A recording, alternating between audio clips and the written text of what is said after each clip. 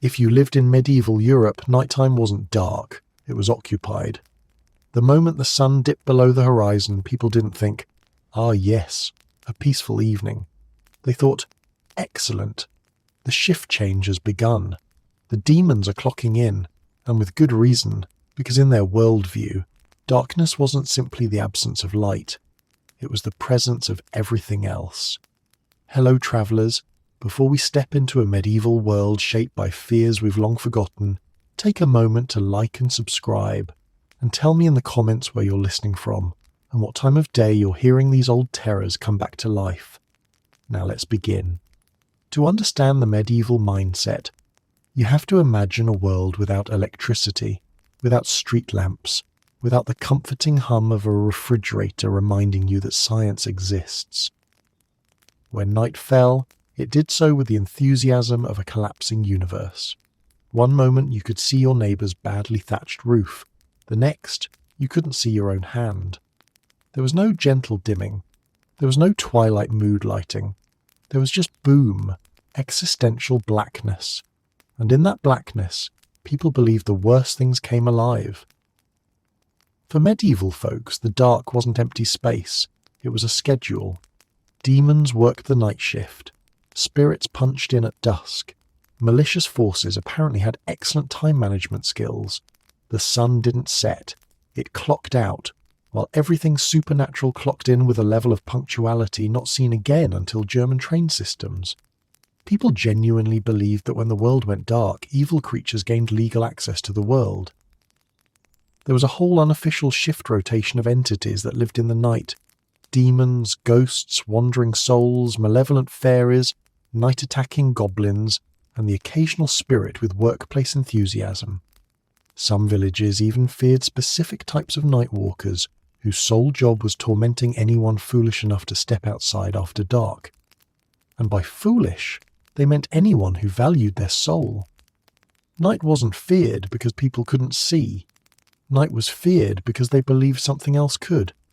You must understand the psychology of an era where explanations didn't exist the way we know them now. That rustling in the bushes, not a breeze. Absolutely not. It was an entity deciding whether your shin or your sanity looked tastier. A sudden thud at night, not a settling roof beam. It was a spirit falling out of alignment. The wind moaning through the cracks of your window shutters, a demon politely doing a pre-haunt sound check. People didn't need horror movies. Their imaginations did all the heavy lifting. Most medieval households dealt with this nightly terror in practical ways. Candles were expensive, so lighting the home like a modern hallway wasn't an option. If you wanted illumination, you had torches, rushlights, or the hope that your fireplace didn't decide to go out prematurely. If it did, congratulations. You just unlocked hard mode where the darkness spreads with enthusiasm. And if you absolutely had to go outside at night, you took every protective measure imaginable. Prayers, charms, protective symbols, and occasionally a neighbour with a big stick accompanied you. Not because the stick could actually stop a demon, but because having a neighbour with a stick felt like doing something. Medieval people loved doing things that felt protective, even if the physics and the theology didn't entirely agree. Superstitions about darkness were not gentle beliefs. They governed behaviour. Children were warned never to wander outside after dark or they'd be stolen by spirits. Adults believed malevolent forces waited to target the vulnerable, the sick, and the very tired. Even animals behaved strangely at night. Well, they behaved like animals, but medieval people interpreted it as spiritual agitation. A dog barking at night wasn't noise. It was a celestial alarm system. This nightly terror deeply influenced society. People structured their lives around the sun. Work ended early. Socializing happened in daylight. And nighttime activities? Rare, risky, and usually regretted.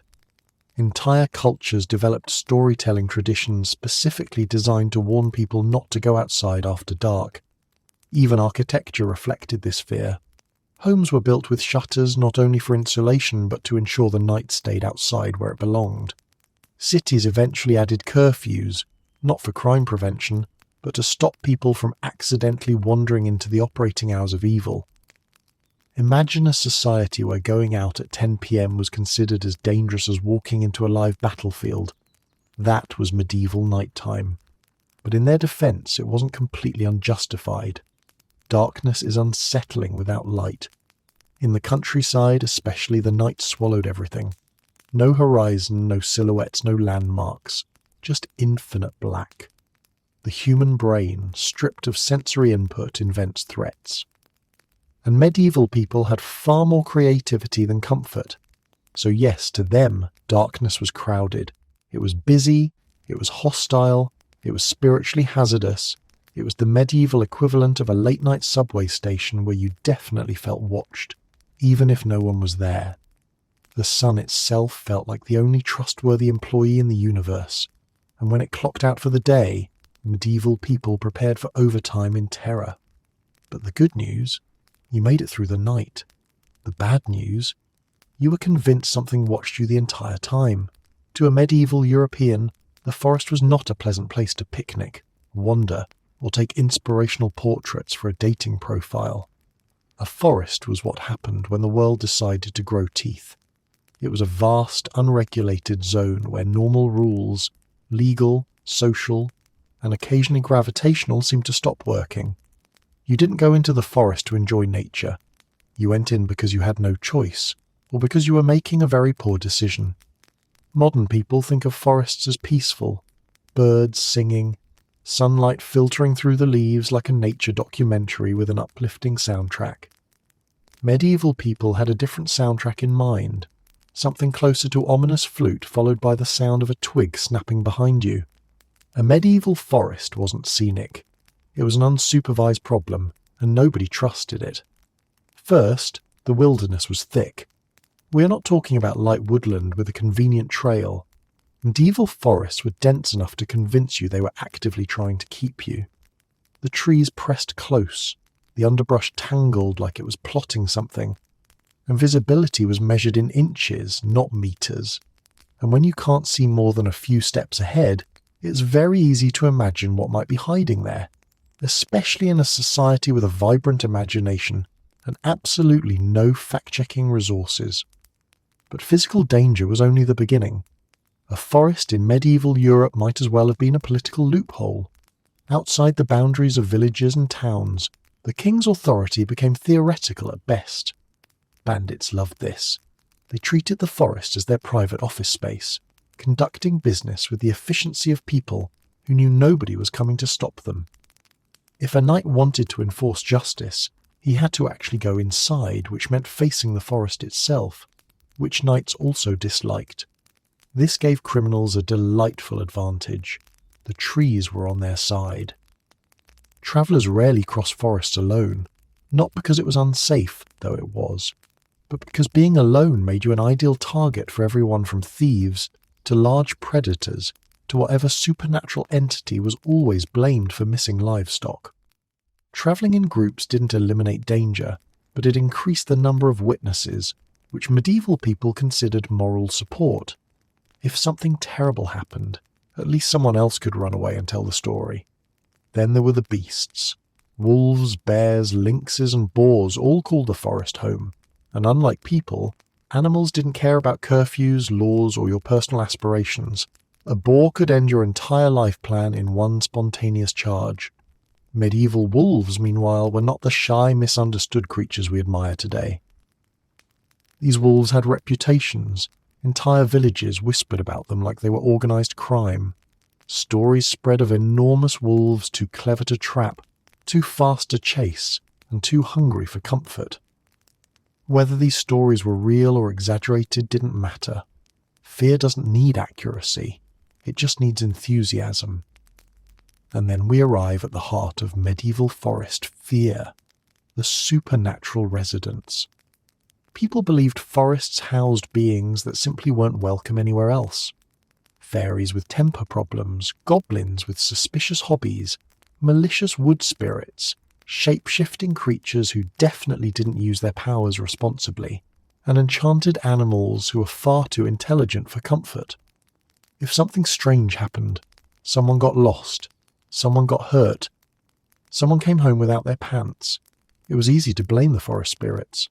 After all, who could prove otherwise? These beliefs weren't fringe ideas. They were woven into the fabric of daily life. Parents warned children never to stray near the tree line. Woodsmen were considered brave, but also suspicious in the way you regard someone who willingly works in a haunted house. Travellers threw protective charms into the underbrush before entering, hoping that whatever lived inside preferred bribes to human suffering. And if a person returned from the forest acting strange, speaking oddly, or suddenly knowing things they shouldn't, well, sometimes people whispered that the forest sent them back different. The medieval forest also represented the unknown, not just geographically, but intellectually. Most people lived and died within a few miles of their birthplace. The world beyond the village was hazy at best, terrifying at worst, and the forest was the nearest embodiment of that anxiety, a physical reminder that the world was larger, darker, and less manageable than anyone liked to admit.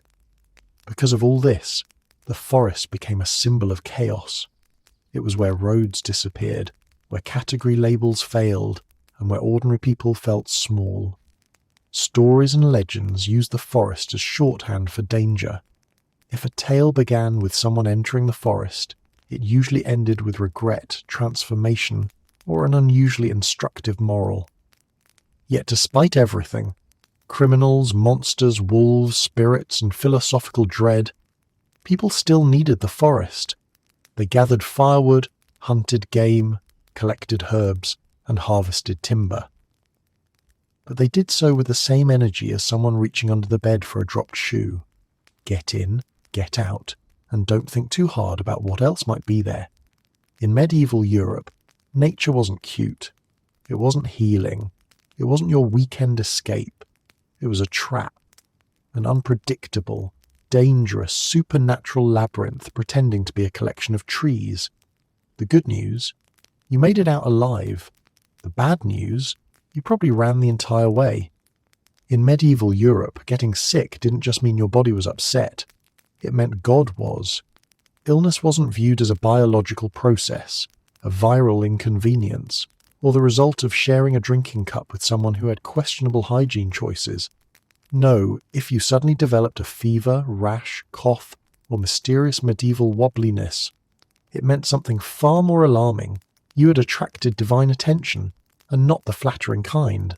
You didn't catch a cold, you caught judgment. To understand this mentality, you have to imagine a world where medical knowledge was so limited that even the doctors were basically guessing with enthusiasm.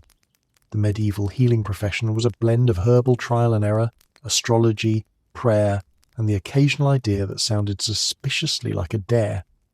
Illness was a puzzle with no picture on the box, so the simplest explanation was appealing. You got sick because the heavens were making a point.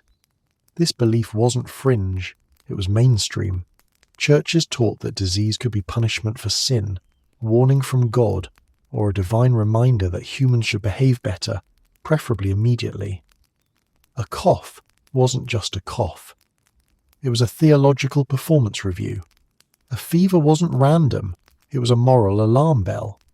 If you woke up feeling terrible, people didn't ask, "Did you sleep wrong?" They asked, "What did you do?"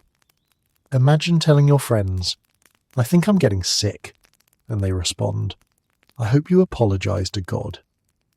Illness carried spiritual consequences, not just physical ones. People didn't fear death as much as they feared what their illness implied about their moral record. Dying was one thing. Dying while everyone thought you deserved it was far worse. A medieval society was very comfortable assigning meaning where none existed. Stubbed your toe and it got infected. Clearly divine commentary on your lifestyle. Persistent cough. God is trying to get your attention, loudly. Strange rash. Heaven has notes, and they are not positive. Of course, not every illness was considered punishment. Some were interpreted as tests, opportunities to prove patience, endurance, and piety. The problem was that you never quite knew which category you fell into. Were you being punished? Tested? Or was God simply bored and experimenting again? No medieval person could say with certainty. which made every sneeze a small existential crisis. This belief radically shaped behaviour. People confessed more often when sick, not because they were afraid of dying, but because they assumed their illness was a divine hint that their sins were due for accounting.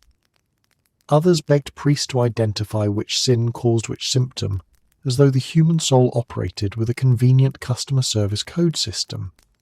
Priests, however, did not have medical degrees. Their diagnostic approach involved spiritual reasoning, biblical references, and the quiet hope that repentance would solve everything. If the illness improved, the conclusion was simple: confession worked. If it worsened, the person hadn't confessed properly, or had forgotten about a sin from 28 years ago that was now demanding attention. This mindset led to a passionate relationship with remedies that combined faith with creativity. Holy relics were used like medical insurance. If you could touch, kiss, or sit vaguely near something that once belonged to a saint, you had better odds of recovery, or at least better odds of people thinking you deserved recovery. Pilgrimages were another popular option. If you were well enough to walk, you walked to a shrine where miraculous cures allegedly happened every other Tuesday. If you weren't well enough to walk, people put you on a cart, because medieval spirituality operated on the principle of movement equals devotion. But beneath these rituals lay a constant fear. What if your illness made you socially suspicious? In a world obsessed with moral reputation, visible sickness could destroy your standing. Some ailments were associated with specific sins, whether true or invented by bored moralists. A person with certain symptoms risked whispers, rumours, and entire invented biographies. Medieval gossip was powerful, detailed, and almost never accurate. Illness didn't just weaken you, it gave your neighbours a chance to rewrite your public image. And then there were the physicians. Medieval doctors believed the body had 4 humours: blood, phlegm, black bile, and yellow bile, all of which apparently had strong opinions about balance. Illness meant the humours were fighting. Why were they fighting? Sometimes because of sin, sometimes because of stars, sometimes because you had eaten something the universe disapproved of. Medieval medicine was really just educated improv. Treatments included bloodletting, because obviously losing blood helps everything, herbal mixtures, some helpful, others existentially questionable, amulets, because the supernatural should have a seat at the table, fumigation, where you sat in a cloud of burning plants and hoped it convinced the illness to leave. Yet even these remedies were understood through spiritual framing. If treatment worked, God allowed it. If treatment failed, God had bigger plans, none of which he felt obligated to share. For medieval people, sudden sickness was rarely random. It was a message, a warning, a cosmic performance note. And because communication from heaven didn't arrive with clear labelling, every symptom became a mystery to solve. The good news? You had time to reflect on your life. The bad news? You did it while wondering why God was so personally invested in your respiratory system. In medieval Europe, fresh air had the same reputation as a suspicious stranger in a dark alley. It wasn't admired, welcomed, or inhaled with joy. It was monitored. And nothing was more feared than night air, the sinister cousin of daytime breezes. Cold evening drafts weren't simply uncomfortable. They were believed to enter your body, slither into your organs, and rot you from the inside out. Modern people open a window for ventilation. Medieval people opened a window only if they were actively trying to invite death indoors. This was the era of miasma theory, the belief that diseases came from bad air. Not bacteria, not viruses, just air with attitude problems. While this idea became more structured later, medieval Europe already carried deep suspicion toward the atmosphere. Air wasn't invisible, it was sneaky. And nighttime, when the world cooled and fog crept in, was when air apparently switched to its murder mode. Picture a medieval family settling in for the evening. The sun has vanished, everyone has said their prayers, and the house is sealed as tightly as possible, not because of burglars or wolves, but because the breeze itself is a health hazard. People stuffed cracks with cloth, shut wooden shutters, and used heavy curtains to prevent even the politest gust from entering. Modern ventilation experts would have fainted. Medieval people would have congratulated themselves on surviving another night of atmospheric sabotage. Why did they fear night air specifically? Because night was cold, damp, and filled with vapours that seemed to crawl along the ground like the world's least friendly pet. Cold air was thought to constrict the body, weaken defences, and allow harmful vapours to enter. A nighttime breeze wasn't refreshing. It was a medical emergency waiting for a victim. Imagine a physician telling you, "Ah yes, your lungs are rotting because you stood too close to a window at dinner. Next time, breathe responsibly." This logic shaped everyday life. In many homes, people slept with their heads covered, sometimes with hoods, sometimes with cloth wraps, sometimes with blankets that transformed them into human dumplings, because they believed night air could enter through the mouth, the nose, or even the ears. Ear infections weren't bacterial. They were breezes that chose violence. Nighttime cold was feared even during warm seasons. If the temperature dipped unexpectedly, people panicked. Weather wasn't simply weather, it was an omen of illness. A sudden chill was basically nature whispering, "Good luck keeping your kidneys." The fear influenced architecture as well. Medieval houses were notoriously smoky because chimneys weren't universal. Many homes had holes in the roof rather than proper ventilation systems. This wasn't because medieval people loved indoor smoke, they just preferred smoke over cold air. Smoke? Annoying. Night air? Fatal. This paranoia extended beyond the home. Travellers refused to sleep outdoors without heavy covering. Open fields at night were considered places of great atmospheric risk. Damp fog rolling across the grass wasn't pretty. It was dangerous, body-rotting vapour.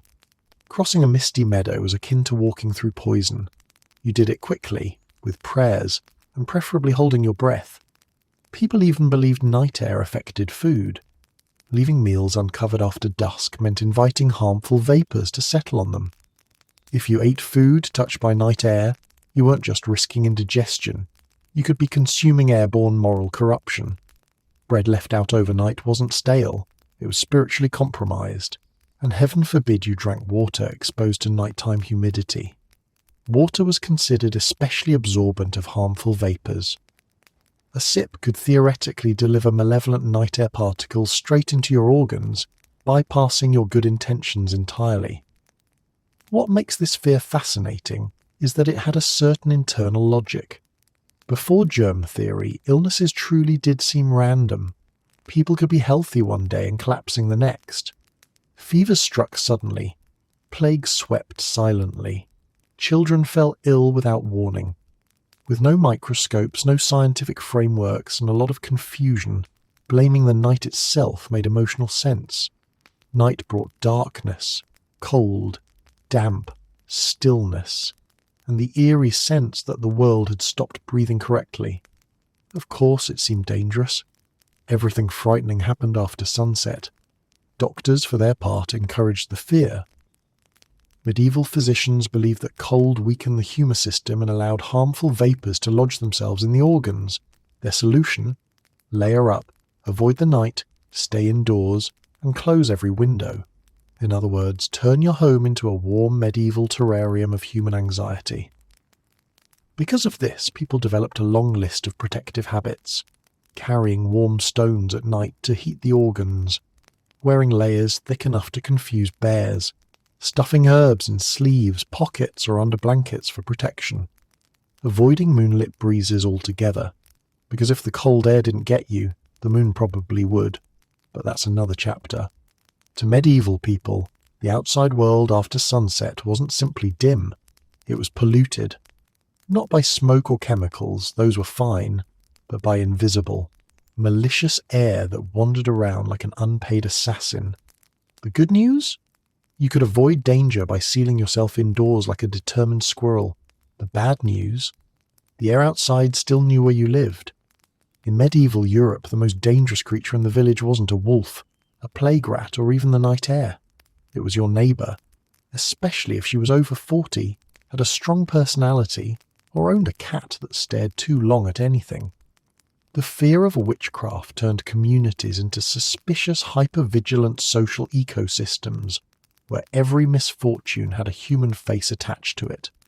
Your cow died? Obviously Susan did it. Never mind that the cow was 17 years old, shaped like a sack of twigs, and had been mooing like a broken church bell for months. Logic didn't matter. Medieval reasoning worked like this. Something bad happened. Someone must be responsible. The responsible person is probably Susan. The fear of witches stemmed from a deep combination of religious anxieties, lack of scientific understanding, and the eternal human tradition of blaming someone else when life refuses to cooperate. Medieval people didn't do bad luck. They did bad intentions, and witchcraft became the perfect explanation for anything unpleasant, inconvenient, or slightly unusual. Got butter that refused to churn? Witch. Woke up with a headache? Witch. Lost a chicken? Witch. Your husband tripped over the doorstep and sprained his ankle? A witch who disliked him had obviously hexed the threshold. Your firewood was damp? Definitely witchcraft, because nature would never betray you on its own. Witchcraft, in medieval imagination, wasn't surrounded by cauldrons and broomsticks. That imagery comes later. Instead, witches were seen as ordinary people with secret, dangerous intentions, capable of harming others through curses, spells, or pacts with malevolent forces. They didn't need dramatic rituals. They could allegedly make crops fail just by looking at them funny. This made the fear insidious. Anyone could be a witch because there were no obvious signs. There was no uniform, no magical glow, no "I am a witch" name tag. It was a crime defined entirely by suspicion and storytelling. If enough people believed you were capable of witchcraft, then congratulations. You were now the most dangerous resident of your community, and also the least likely to be invited to church potlucks. Certain behaviours were considered witch indicators: being too friendly with animals, being not friendly enough with animals, talking to yourself, looking at someone during a storm, living alone, being poor, being too wealthy for someone living in a remote cottage, collecting herbs, especially if you knew what they were for, existing while being disliked. In other words, if you were a medieval woman with hobbies, you were already on thin ice. Men could be accused too, but women, especially older women, were the default suspects. Widow? Suspicious? Childless? Even more suspicious. Have a healing skill that actually works? Extremely suspicious. Communities reinforced these ideas through folklore and cautionary tales. Stories circulated about witches who spoiled crops, caused storms, stole milk directly from cows without touching them, or transformed into animals to spy on people. Every region had its favourite supernatural rumour. Some witches were believed to shapeshift into hares. Others were thought to ruin beer by passing the brewery. Yes, ruining beer was a magical crime. These superstitions created an atmosphere of constant vigilance. People watched each other with the intensity of modern homeowners monitoring their doorbell cameras. A single disagreement with your neighbour could suddenly escalate into spiritual warfare. If you exchanged sharp words with someone in the morning and their goat tripped at noon, that was courtroom evidence in medieval terms. But the fear didn't solely come from individual paranoia. Religious authorities also played a role. Medieval sermons often warned that Satan worked through ordinary people, meaning any misfortune could be interpreted as a sign of demonic collaboration. Church art featuring demons whispering into human ears didn't help, nor did popular belief that witches could cause harm simply by wishing it strongly enough. Essentially, medieval Europe invented the concept of toxic negativity long before modern self-help books. And still, life went on. People lived side by side, pretending to trust each other, while mentally assigning blame for every mishap. Social tension was a constant simmer. Communities became careful about generosity, because turning down a request risked offending someone. Offending someone risked anger, and anger could lead to curses. Refusing to lend a cup of flour could result in you being blamed for a thunderstorm 6 months later. To cope, Villagers developed rituals for protection, hanging iron objects near doors, nailing herbs above stables, drawing symbols in ash across thresholds, whispering counter curses before bed just in case. These rituals offered no real protection, but they offered comfort, an ancient psychological survival tactic humans still use today, just with fancier vocabulary. The irony is that despite this immense fear, most accused witches had no magical powers at all. They were simply unlucky enough to be nearby when disaster struck. A hailstorm destroyed crops. Witch. A child fell ill. Witch. A wealthy person suffered an unexplained setback. Witch. Medieval society was so allergic to randomness that someone had to be blamed, and witches became the default scapegoats. The good news? You had plenty of explanations for everything that went wrong. The bad news? All of those explanations pointed to someone who lived 15 feet away and glared at your garden once in 1432. If you were a medieval European and the sun suddenly disappeared in the middle of the day, you did not think, "Wow, what a rare astronomical event." You thought, "The sky is buffering and something terrible is about to load." An eclipse wasn't a scientific phenomenon. It wasn't interesting. It wasn't exciting. It was deeply suspicious, cosmically threatening, and usually interpreted as God adjusting the heavenly lighting before delivering bad news. Medieval people didn't see eclipses as natural. They saw them as personal. And in their defense, when celestial bodies start acting strangely without explanation, it does feel like the universe is trying to tell you something. And nothing the universe says is ever, "Relax." To understand the medieval panic surrounding eclipses, imagine living in a world where the sun and moon were not giant glowing objects in space but divine instruments, clock hands controlled by a very opinionated deity. The sun rose because God willed it. The moon shone because God planned it. If either misbehaved, people assumed it was intentional. Cosmic events didn't just happen. They were messages, and not the inspirational kind. During a solar eclipse, daylight dimmed unnaturally, the temperature dropped, shadows sharpened into eerie, unnatural shapes, and the world went quiet. Animals panicked. Birds stopped singing. Livestock huddled. Dogs whined. It was like witnessing nature abruptly skip a beat. Medieval people interpreted this not as a predictable alignment of heavenly bodies, but as the prelude to divine judgment or catastrophic change. Eclipses appeared in chronicles as omens before: plagues, famines, royal assassinations, wars, unfortunate coronations. Any event someone wanted to retroactively explain. The logic was simple. If something big went wrong, and an eclipse had happened anywhere within recent memory, the eclipse got blamed. It was the medieval version of correlation equals causation, but with much higher stakes. And it wasn't just solar eclipses.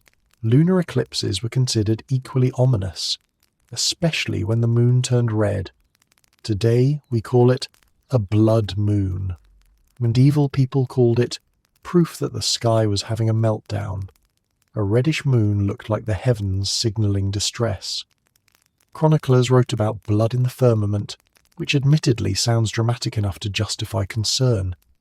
Astronomers, those brave souls who attempted early science, tried to explain eclipses as predictable events. Some even used math, which, in medieval Europe, was practically sorcery. Their attempts to reassure the public that eclipses were natural often failed because people trusted priests more than anyone with numbers, and priests, depending on their interpretation, sometimes encouraged fear by declaring eclipses as warnings sent by God to correct sinful behavior. It's hard to feel calm when your spiritual authority figure is essentially saying, "Yes, the sun vanished. Reflect on your behavior." Villagers responded to eclipses with a wide range of strategies, none of which included standing outside with special glasses. People rang church bells to scare away whatever creature was swallowing the sun or moon. Others banged metal pots or fired arrows into the sky, which is remarkably optimistic when you think about it. You're not going to shoot the moon. but medieval people had enthusiasm in quantities that made up for their lack of results. Some communities gathered in churches to pray until the eclipse ended. Others hid indoors, convinced that stepping outside during such an event would expose them directly to divine wrath or wandering spirits unleashed by the celestial disturbance. A few even believed eclipses momentarily removed God's protection from the world, leaving everyone spiritually unshielded like cosmic sitting ducks. Animals added to the panic. When livestock behaved strangely, chickens roosting midday, cows mooing nervously, dogs pacing, it confirmed every suspicion. If nature itself was afraid, shouldn't humans be? Medieval people took cues from animals, and animals took cues from the disappearing sun, creating a perfectly synchronized panic spiral. Because eclipses were rare, each one left a lasting impression. Chronicles often reported eclipses in dramatic tones as if they were breaking news. The sun withdrew its face, the heavens dimmed in sorrow, or day became night, and the people trembled. Nobody wrote, "Solar eclipse, pretty neat." They wrote as though the sky had staged an intervention. These ominous interpretations affected decisions. Leaders delayed battles, paused political actions, or made hasty proclamations.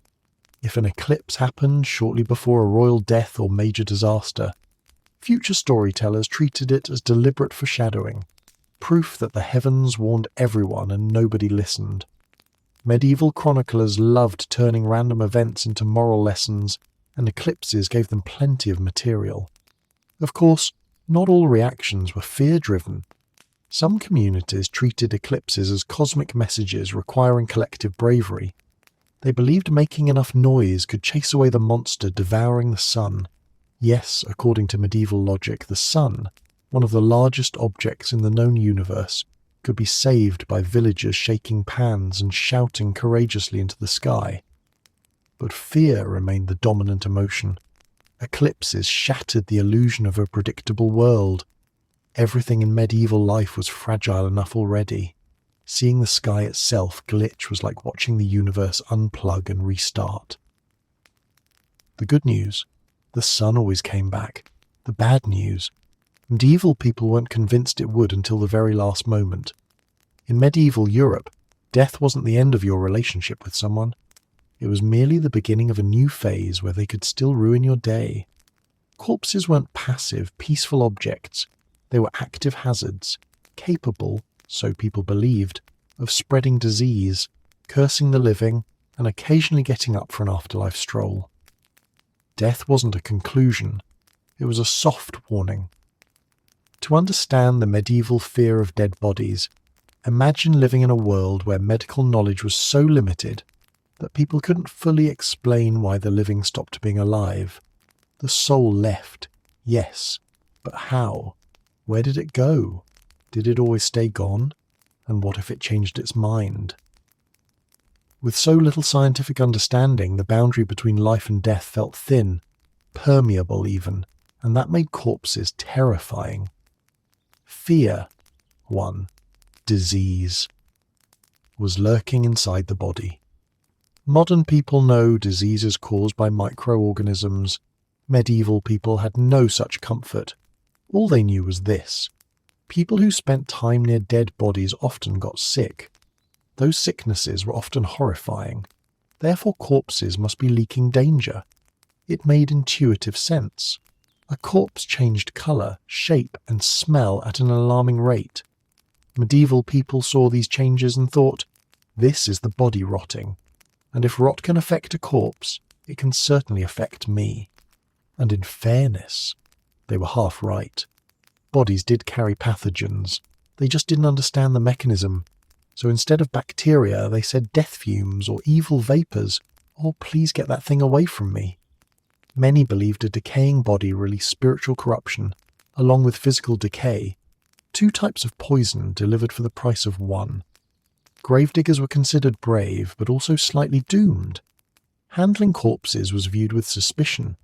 If you worked too comfortably with the dead, maybe the dead were comfortable with you, and that implied things best left unspoken. Fear, 2, Souls might not stay where they were supposed to death. Rituals in medieval Europe weren't only about respect, they were about containment.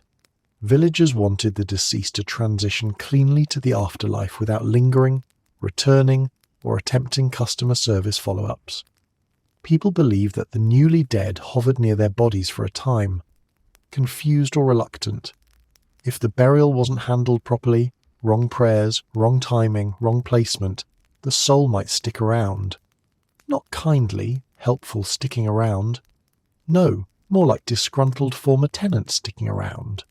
A person who died suddenly, violently, or without confession created even more anxiety. Their soul was thought to be unsettled, and unsettled souls were blamed for unexplained noises, nightmares, livestock acting strangely, someone waking up sad for no reason, or really anything that needed a supernatural explanation. Families kept vigil over the dead not out of sentiment, but because they feared the body might become active. Watching the corpse ensured it didn't get possessed, dragged away, or reanimated by forces that apparently loved a dramatic entrance. Fear. 3. The restless dead. Europe's pre-vampire anxiety. Before vampire tales were formalized, medieval Europe already had a robust tradition of the restless dead. Certain corpses were believed capable of rising from their graves to seek revenge, deliver curses, ruin crops, terrorize livestock, or simply walk around because eternal rest apparently wasn't restful enough. Chroniclers wrote accounts of bodies found outside their graves, unexplained footprints near burial sites, or corpses discovered with fresh blood around the mouth, usually due to decomposition, but medieval people preferred more dramatic explanations. These beings weren't the suave vampires of later literature. They were unpleasant, bloated, aggressive corpses, nighttime problem solvers who embraced the hands-on approach. Certain signs suggested a corpse might rise: unusual death, improper burial, being disliked, death did not fix reputations, being suspected of sin or witchcraft, or simply having a face people found unsettling.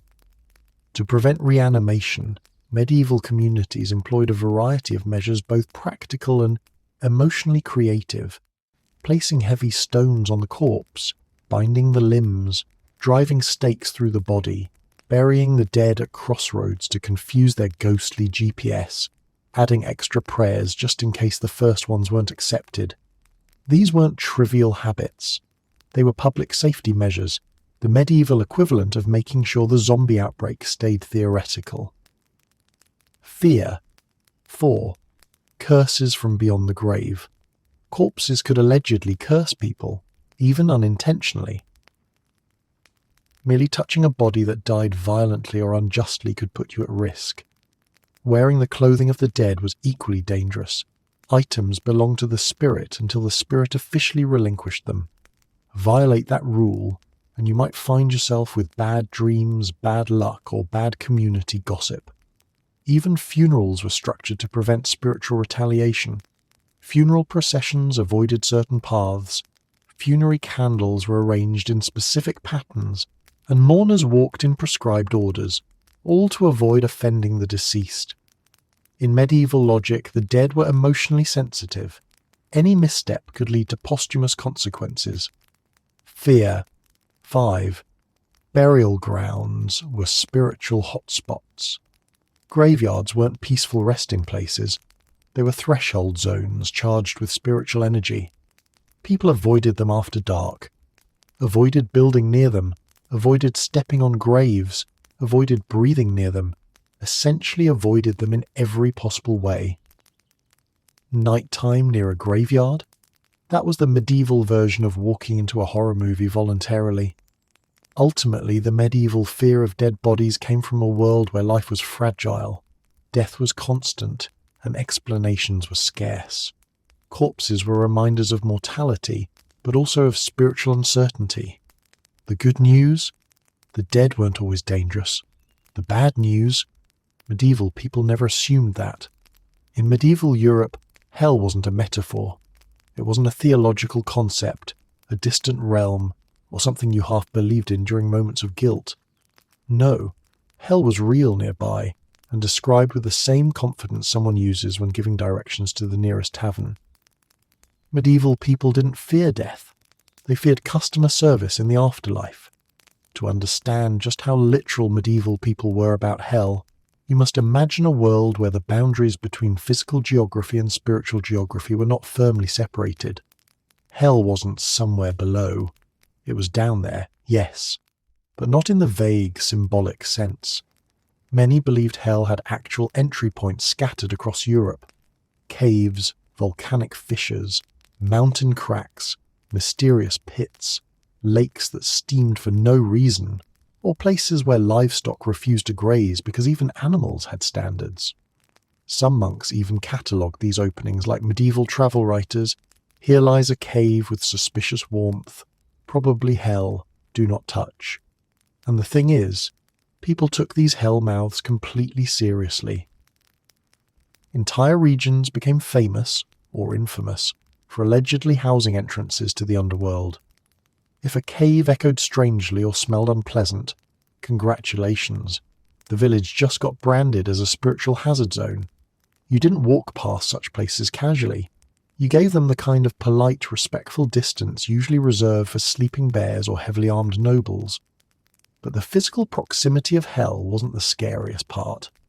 What truly terrified medieval people was the level of detail they believed about what happened down there. Hell wasn't a philosophical idea. It was a place with architecture, staff, organizational hierarchy, and a torture catalogue long enough to require its own appendix. Medieval sermons described hell with enthusiastic specificity.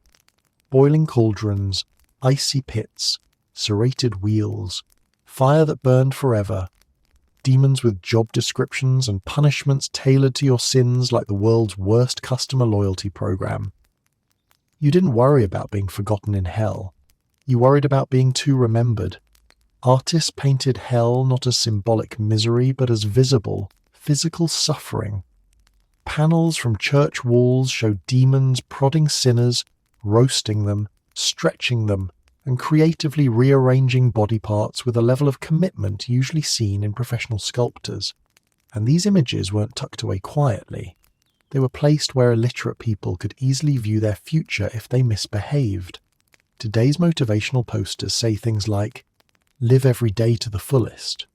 Medieval motivational posters said, "Repent now, because eternal screaming is a poor lifestyle choice." This emotional closeness to hell shaped medieval society profoundly.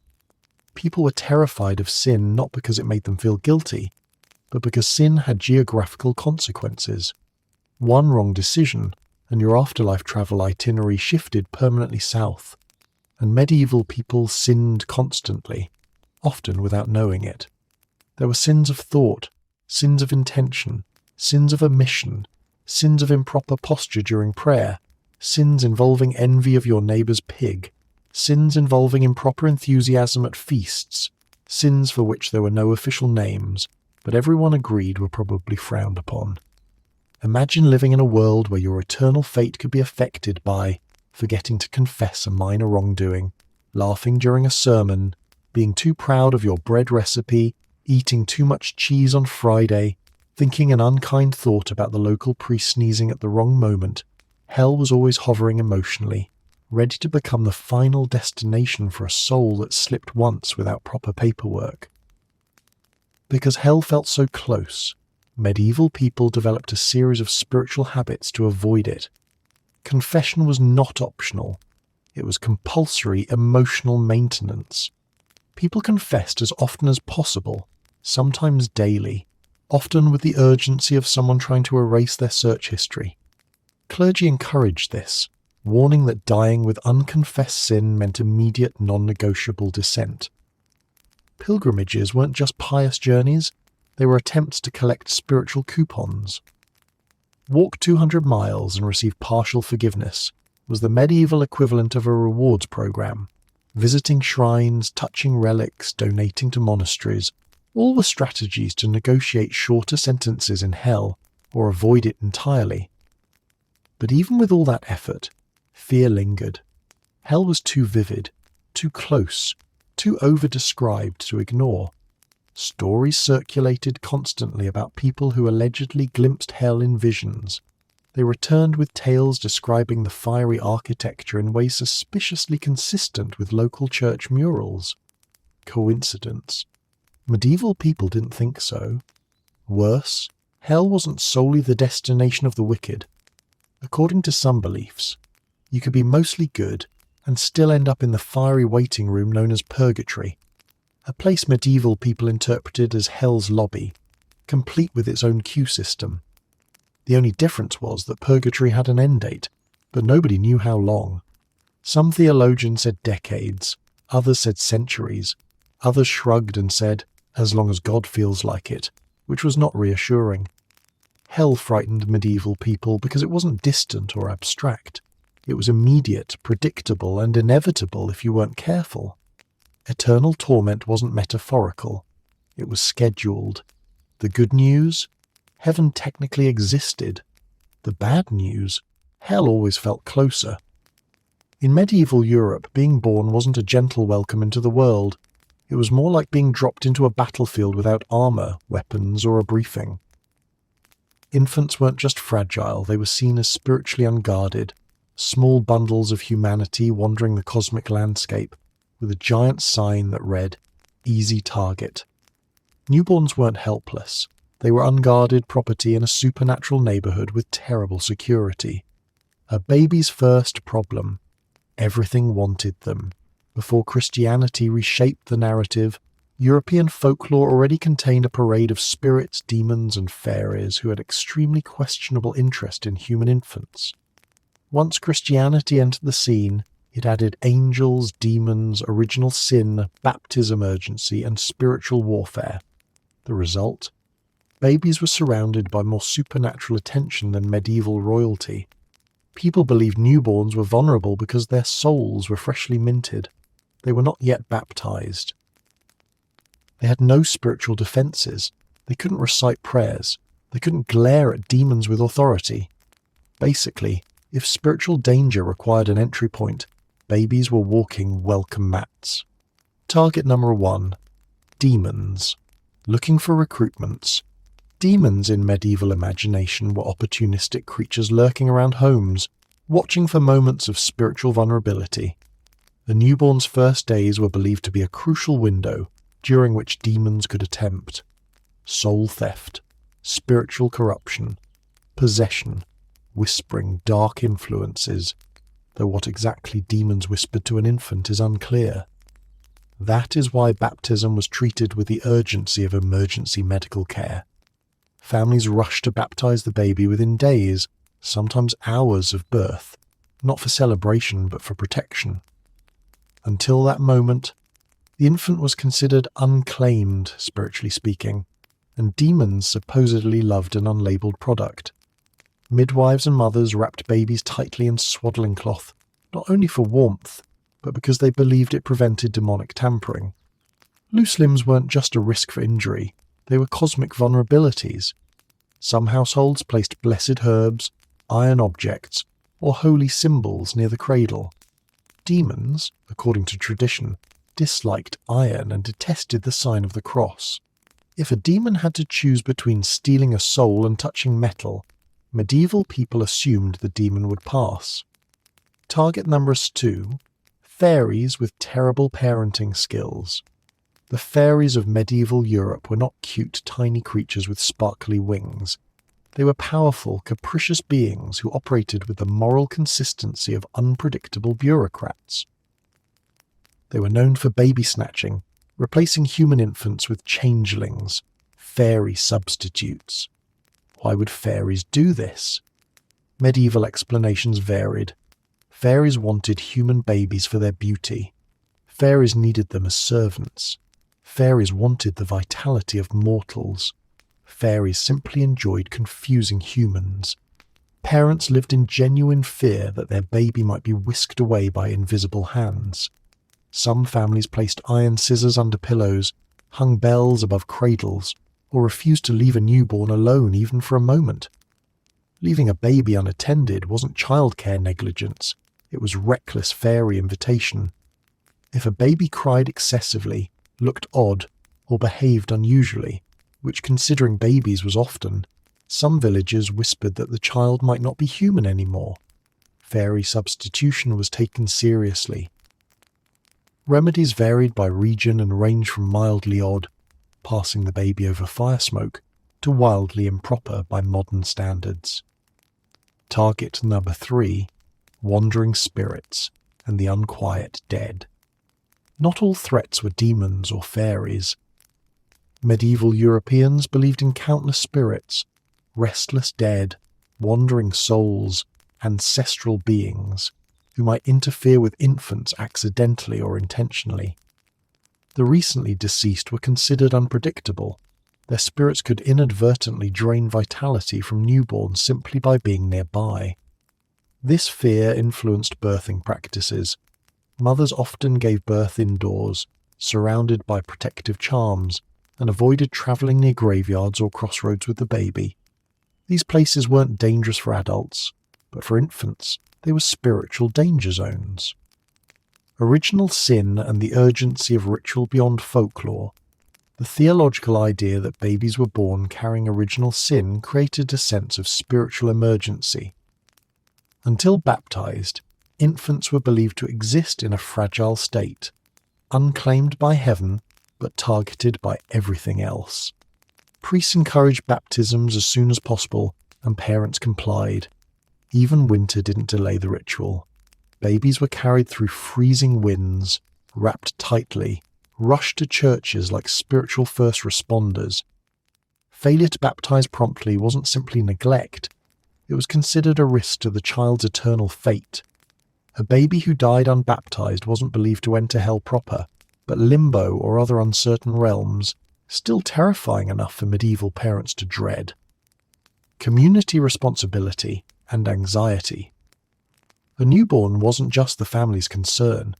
The entire village felt responsible for protecting it. People believed misfortune fell collectively, so if a baby was spiritually harmed, the community might suffer consequences. Neighbours offered charms, advice, superstitions, and unsolicited opinions with the enthusiasm of medieval parenting forums. Everyone had an idea about how to protect the baby.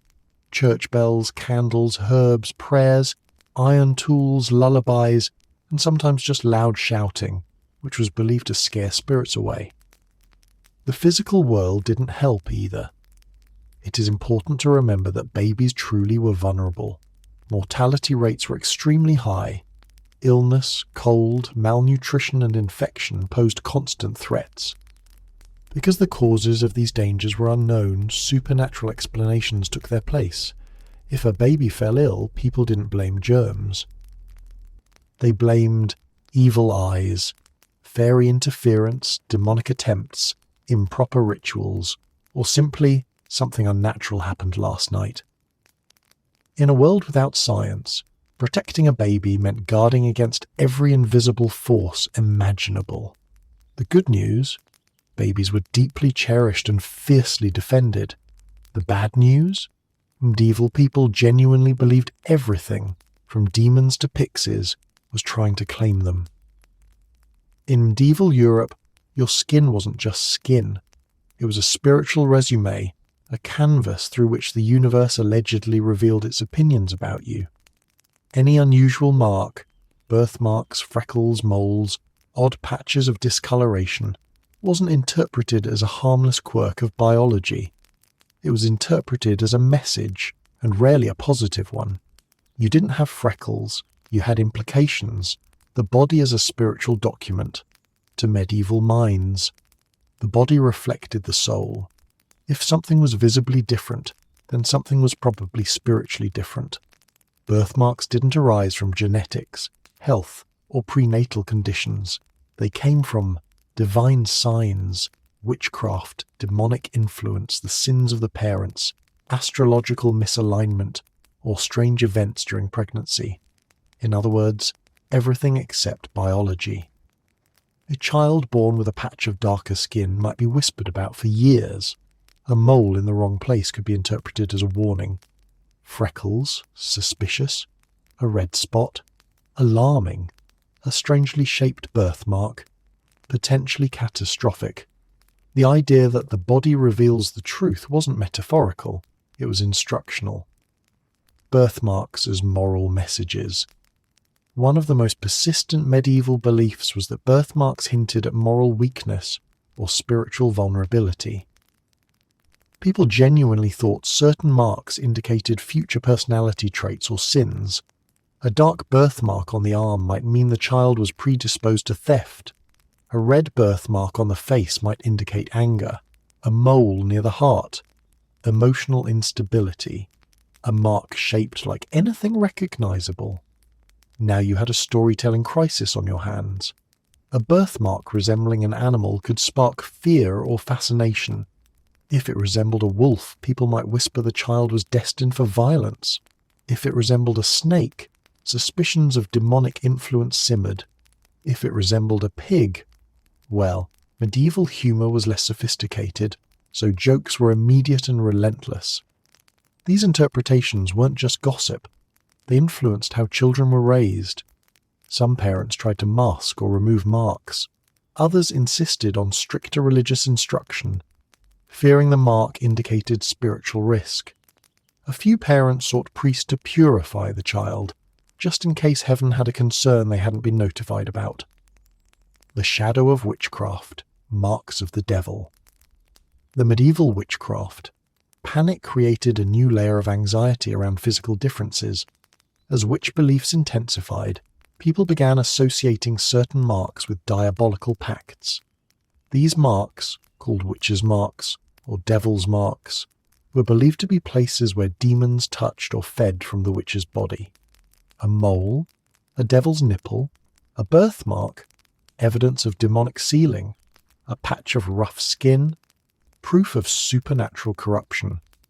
This belief system meant that anyone with noticeable marks could be viewed with suspicion, especially if they were already unpopular, eccentric, or simply unlucky. Women, in particular, suffered under this scrutiny.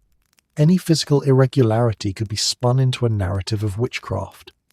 Investigators tasked with identifying witches often examined accused individuals for these marks, poking and prodding with escalating zealotry. If a mark didn't bleed, didn't hurt, or looked unusual, it was treated as incriminating. Medieval legal standards were not kind or accurate. Birthmarks and the storytelling instinct beyond religious and witchcraft fears, the medieval world loved stories, and stories require explanations. Parents, midwives, and elders concocted elaborate narratives to explain birthmarks. Some believed marks were caused by the mother craving certain foods during pregnancy. If a pregnant woman saw a strawberry but couldn't eat it, her child might be born with a strawberry-shaped mark. If she stepped on a frog, touched a hot iron, or witnessed an accident, the child's skin might imitate that event. These explanations weren't malicious. They were attempts to impose meaning on randomness. Life was unpredictable. The human urge to explain mystery was powerful. A birthmark, therefore, became an origin story. In some regions, birthmarks also carried superstitions of fate. A mark on the forehead meant destiny. A mark on the right shoulder meant bravery. A mark on the left shoulder meant misfortune. The truth didn't matter. Stories became social reality. Astrology joins the party. Medieval astrology wasn't content with predicting personality. It wanted to explain everything, including birthmarks. Astrologers claimed that marks corresponded to planetary positions at birth. A mark on the leg meant Saturn's influence. A mark on the cheek, Mars. A mark on the abdomen, the moon. The logic was flexible, enthusiastic, and utterly convincing to those who needed answers. Astrology offered a kind of cosmic legitimacy. Your birthmark wasn't a flaw, it was a celestial stamp. But even that stamp said less approved and more handle with care. Community reaction, curiosity, fear, and occasional admiration. Villagers study birthmarks with the intensity of a modern people, interpreting celebrity tweets. Everyone had theories, many had concerns, and a few offered unsolicited exorcism recommendations. Some marks brought ridicule, others brought distance. A few rare ones brought fascination, especially if the shape was dramatic. But most reactions centered on the core medieval principle. Anything unusual required explanation, preferably mystical. A child with a prominent birthmark might grow up watched more closely, treated with more caution, or whispered about in times of misfortune. Even adulthood didn't erase suspicion. Marks aged with you, and so did the stories they carried. Attempts to remove or hide. Marks people tried. Herbs, poultices, blessed oils, rubbing with stones, prayers burning. Very bad idea. Scraping, even worse. Magical amulets. Most methods didn't work. Many caused scars, which unfortunately only deepened the suspicion. Why the fear existed without science? Physical difference wasn't natural. It was meaningful. Medieval Europeans weren't being cruel for sport. They were interpreting the world the only way they could. Every mark felt like a clue to a cosmic puzzle they weren't entirely qualified to solve. And so, birthmarks were never just marks. They were stories. Warnings, judgments, omens, accusations, and sometimes prophecies. The good news, your skin told a story. The bad news, everyone believed they knew what the story meant. In medieval Europe, time itself had moods. Some days were blessed, others ordinary, and a few were so cosmically cranky that waking up was considered an act of bravery. These weren't the modern Monday blues. These were dates on the calendar that people collectively agreed were hostile, dangerous, and not to be trusted under any circumstances. You didn't have a bad day. You scheduled one. The calendar. With attitude, to medieval Europeans, the calendar wasn't neutral. It was a spiritual map loaded with warning signs, supernatural potholes, and cosmic do-not-enter zones. Certain days of the year were believed to be inherently unlucky, days when misfortune didn't just lurk but actively clocked in for work. These cursed days weren't rough approximations like modern superstitions. They were officially recognized, chronicled, listed, shared, and woven into the cultural rhythm of life. Monasteries kept lists of them. Farmers referenced them. Midwives avoided them. Kings feared them. The church sometimes tolerated them, sometimes denounced them, and sometimes quietly agreed with everyone else because even priests didn't want to test fate. Days could be cursed because of biblical associations, astrological alignments, pagan remnants, legendary catastrophes, historical disasters, or simply because someone important once had a terrible experience at a very memorable time. If anything awful ever happened on a certain date, plague outbreak, crop destruction, suspicious celestial event, that date became spiritually radioactive for years, sometimes centuries. The Egyptian days, the doom days of medieval Europe. One of the most feared categories of cursed days were the dies Egyptiaci, the so-called Egyptian days. These were scattered throughout the year, believed to have been cursed since ancient times, though their origin story was vague enough to inspire both awe and confusion. On Egyptian days, people avoided travel business deals, medical procedures, starting new jobs, planting crops, haircuts, because why tempt cosmic scissors, confrontations, weddings, conception. Anything done on these days was believed to end badly. Even cooking was approached cautiously because if the bread burned or the stew tasted strange, you couldn't blame your skills, you had to blame the date. The problem was that nobody entirely agreed on which days were Egyptian days. Every region had variations, meaning that misfortune had a flexible travel itinerary, astrologically poisoned days. Astrology was hugely influential in medieval life, and astrology claimed that some days weren't just unlucky, they were cosmically misaligned. If the moon was in the wrong sign or planets were at the wrong angle, the day became spiritually irritable. Astrologers warned against bloodletting on certain moon phases, signing contracts on days when Mars looked tense, harvesting herbs when Saturn was in charge, starting journeys on days ruled by malefic planets. If this all sounds complicated, that's because it was. Medieval people essentially needed a celestial weather forecast to determine if their day was safe for basic functioning. A physician might say, "Do not treat this patient today. The stars are disagreeing." If the patient died while waiting, people nodded solemnly. Well, the stars were angry. Anniversary days of historical disaster. As if ancient curses and star positions weren't enough, medieval Europe also feared anniversary days of major disasters. If a plague began on a certain date, or a great battle ended disastrously, or a king died suspiciously, that date entered the unofficial Hall of Infamy.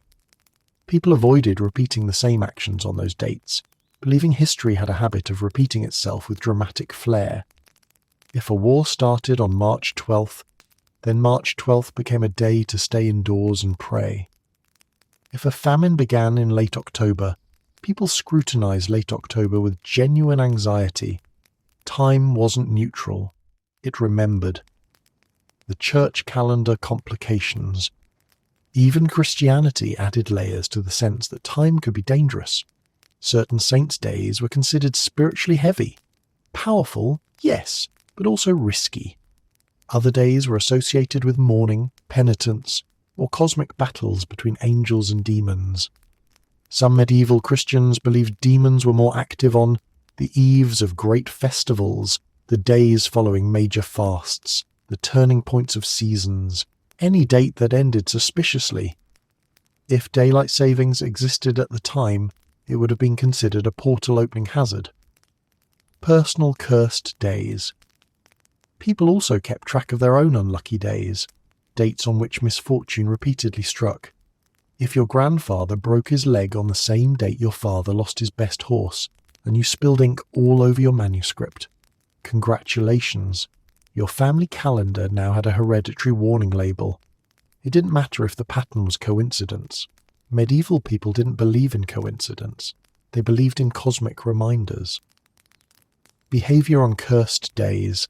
On cursed days, people stayed indoors, prayed more than usual, avoided making decisions, postponed tasks, kept children close, refused to travel, skipped risky work, distrusted anything unusual, especially noises, animals, weather, and each other.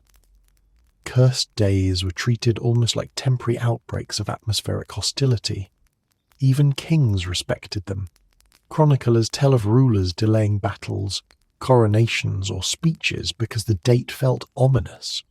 If the monarch was scared, everyone else took it as confirmation. Why medieval people believed the days could be dangerous. Medieval daily life was unpredictable. People saw patterns everywhere because they needed patterns. If time felt chaotic, assigning certain days as dangerous offered the illusion of control. You couldn't stop misfortune, but you could avoid inviting it. Better to skip a chore than risk cosmic backlash. And because the medieval calendar was filled with bad dates, every few weeks people could say, well, today is cursed, tomorrow will surely be better. It rarely was, but hope is free. The good and bad news. The good news, if your day went badly, it wasn't your fault. The bad news, that meant the calendar itself was out to get you. In medieval Europe, if you behaved strangely, made a questionable decision, had a restless night, or committed a crime that made the village stare at you in horrified disbelief, the explanation was straightforward. The moon did it. A full moon didn't just illuminate the night, it cancelled your personality. The moon, as the medieval remote control people in the Middle Ages didn't see themselves as fully autonomous beings. Human behaviour wasn't guided entirely by choice or impulse. It was influenced by cosmic forces with unclear intentions and absolutely no consultation process. Chief among these forces was the moon. Why the moon? Because the moon changed shape, colour, brightness, and apparent size. It waxed, waned, vanished, and returned. Nothing else in the sky behaved so dramatically, and medieval Europeans believed anything that dynamic must be actively involved in human chaos. It wasn't poetic or symbolic, it was literal. The moon reached into your mind, stirred your humours, altered your impulses, and occasionally rearranged your common sense. People feared the coming of a full moon the way modern people fear tax audits, predictable, dreaded, and capable of bringing out everyone's worst instincts. Lunacy wasn't a metaphor. The word lunatic comes straight from luna, meaning moon. Medieval physicians truly believed the moon triggered madness. This wasn't fringe thinking, it was official medical doctrine. According to humor theory, the reigning medical philosophy, human behavior was controlled by bodily fluids. The moon, doctors claimed, affected these fluids the same way it affected ocean tides. If the moon could raise and lower the sea, then surely it could raise and lower your emotional stability. A full moon meant your internal balance might overflow, empty boil, evaporate, or simply wander off. If you acted bizarrely, people blamed lunar influence long before considering personal flaws. It was strangely comforting. Medieval Europe had invented the cosmic excuse. Crime rates and moonlight anxiety. Many believed crime surged during full moons, not because the moon made it easier to see, but because it made people do things they would never normally consider. If a neighbour stole a sheep during the full moon, villagers didn't say, "He's a thief." They said, "He's lunar sensitive." Someone picked a fight at the tavern. The moon was testing them. Someone shouted insults at a passing nobleman. Blame lunar interference and then start preparing the funeral rites. Courts didn't ignore moon phases either. Some legal commentators recorded that certain crimes committed during a full moon were treated with slightly more leniency, not because they were acceptable, but because the offender might have been temporarily moon impaired. It was the medieval version of, "Your Honour, my client wasn't himself. He was under celestial influence." The moon and sleep, a historically bad relationship. Medieval people believed moonlight could interrupt sleep, disturb dreams, and even open the mind to supernatural influences. Sleeping under direct moonlight was discouraged for reasons that range from it causes nightmares to it invites madness to you might wake up with your personality missing.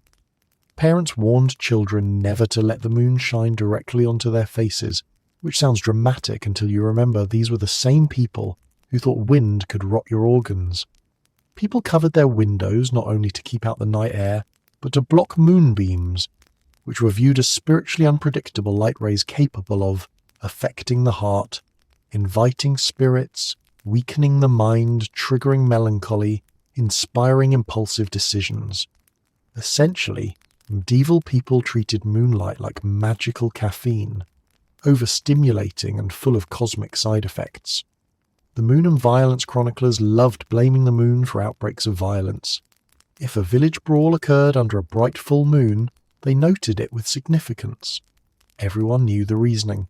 The moon stirred emotions, loosened tempers, and encouraged otherwise reasonable people to do things that would require a lengthy confession later. Even animals were considered moon-sensitive.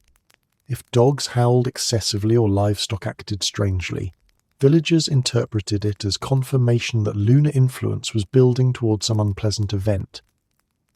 When wolves attacked under a full moon, which realistically was more visible and practical for predators, medieval people didn't say nature, they said moon.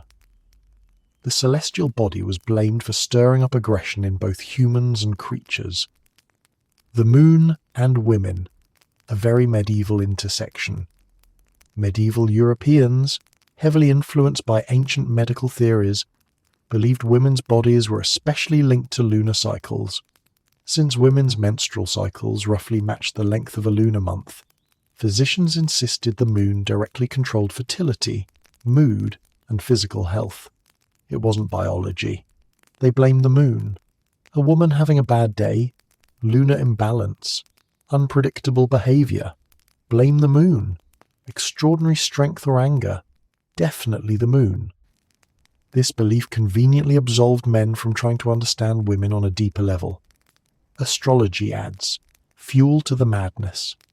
Astrologers went even further, assigning the moon rulership over memory, imagination, instinct, bodily fluids, emotional states, dreams, subconscious impulses, The moon was essentially the medieval version of a system update, one that could trigger bugs at any moment.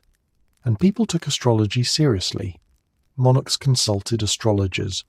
Physicians used lunar charts. Ordinary villagers changed travel plans based on moon phases. If the moon was in a bad position, you stayed put. Why the moon held so much power? Without modern lighting, the full moon dramatically transformed the world.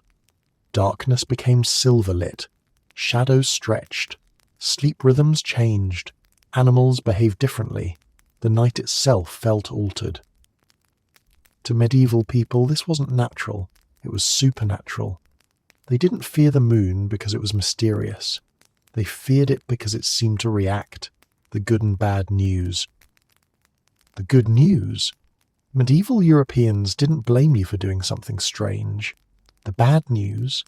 They blamed the moon and still punished you. In medieval Europe, silence was safety and noise was communication. Not normal communication, of course. No one thought the rafters were politely asking about your day. No, every unexpected sound was a message from the unseen world, and usually the message was, prepare yourself. Something wants your attention, and it's definitely not friendly. A creaking house wasn't settling, it was communicating. The soundscape of anxiety medieval houses made noise. Wooden beams expanded and contracted, thatch rustled, doors shifted. Floors groaned under the weight of time, animals outside stirred, wind funneled through narrow gaps. These were perfectly natural sounds, but without scientific explanations, everything became suspicious. If you heard a thump during the day, fine. Someone dropped something, or a pig head-butted the wall, a normal medieval occurrence. But if you heard a strange noise at night, you didn't assume physics. You assumed spirits, or omens, or divine warnings, possibly all three. Nighttime was already terrifying. Adding noises to the darkness turned every home into a low-budget supernatural drama. House spirits and uninvited roommates. Many medieval Europeans believed in house spirits, invisible beings that lived alongside the family. These spirits could be friendly or hostile, but either way they were noisy. A small knock might mean approval. A louder one might be anger. Something falling off a shelf. That was a spirit making a point. People blamed certain noises on brownies, kobolds, domovoy hearth spirits, mischievous ancestral ghosts. These creatures had personalities, temperaments, and preferences. Medieval people believed you had to keep them satisfied with offerings like bread, milk, or a clean hearth. Failing to do so meant creaks, bangs, and thuds that escalated from mildly annoying to deeply terrifying. If your house made noise, you didn't think, wood responds to temperature changes. You thought, I forgot to leave bread for the spirit. That explains everything. Noises as omens, the audible future. Unexpected sounds weren't just supernatural, they were predictive. Medieval people loved interpreting signs, and noises were among the most dramatic and immediate. If you heard a sudden crack, approaching disaster, a loud knock, death or misfortune, objects falling, divine displeasure, a moan from the rafters, spiritual warning, grinding or scraping sounds, restless spirits. This turned every house into a potential prophecy machine. Medieval families developed elaborate systems for identifying what each sound meant. These interpretations varied wildly by region, but all shared one core principle. The house knew things, and it wasn't shy about sharing. If the house groaned twice, some believed it meant illness. If it groaned 3 times, it meant death. If it groaned 4 times, it meant you probably needed a new roof, but would still panic anyway. Church bells and divine alerts. While homes provided micro-omens, the broader community relied on church bells as supernatural alarm systems. Bells weren't just for calling people to prayer, they were tools for fighting demons, banishing storms, and warning villagers of spiritual upheaval. The sound of bells was considered powerful enough to drive away evil spirits, dispel dangerous clouds, prevent lightning strikes, announce death, mark divine intervention. If bells rang at unusual times, especially in the night, people assumed something was spiritually wrong. A bell ringing without a human pulling the rope, that was a nightmare scenario. Chroniclers mentioned such events as signs of plague, war, or divine displeasure. In a world without sirens, bells were the closest thing to cosmic notifications. Thunder. The loudest message of all thunder wasn't weather, it was divine speech. Medieval people believed storms were spiritual battlegrounds, with angels and demons fighting in the skies. Thunder was interpreted as God expressing anger, saints clashing with devils, divine warnings of moral decay, a sign that heaven was cleaning house.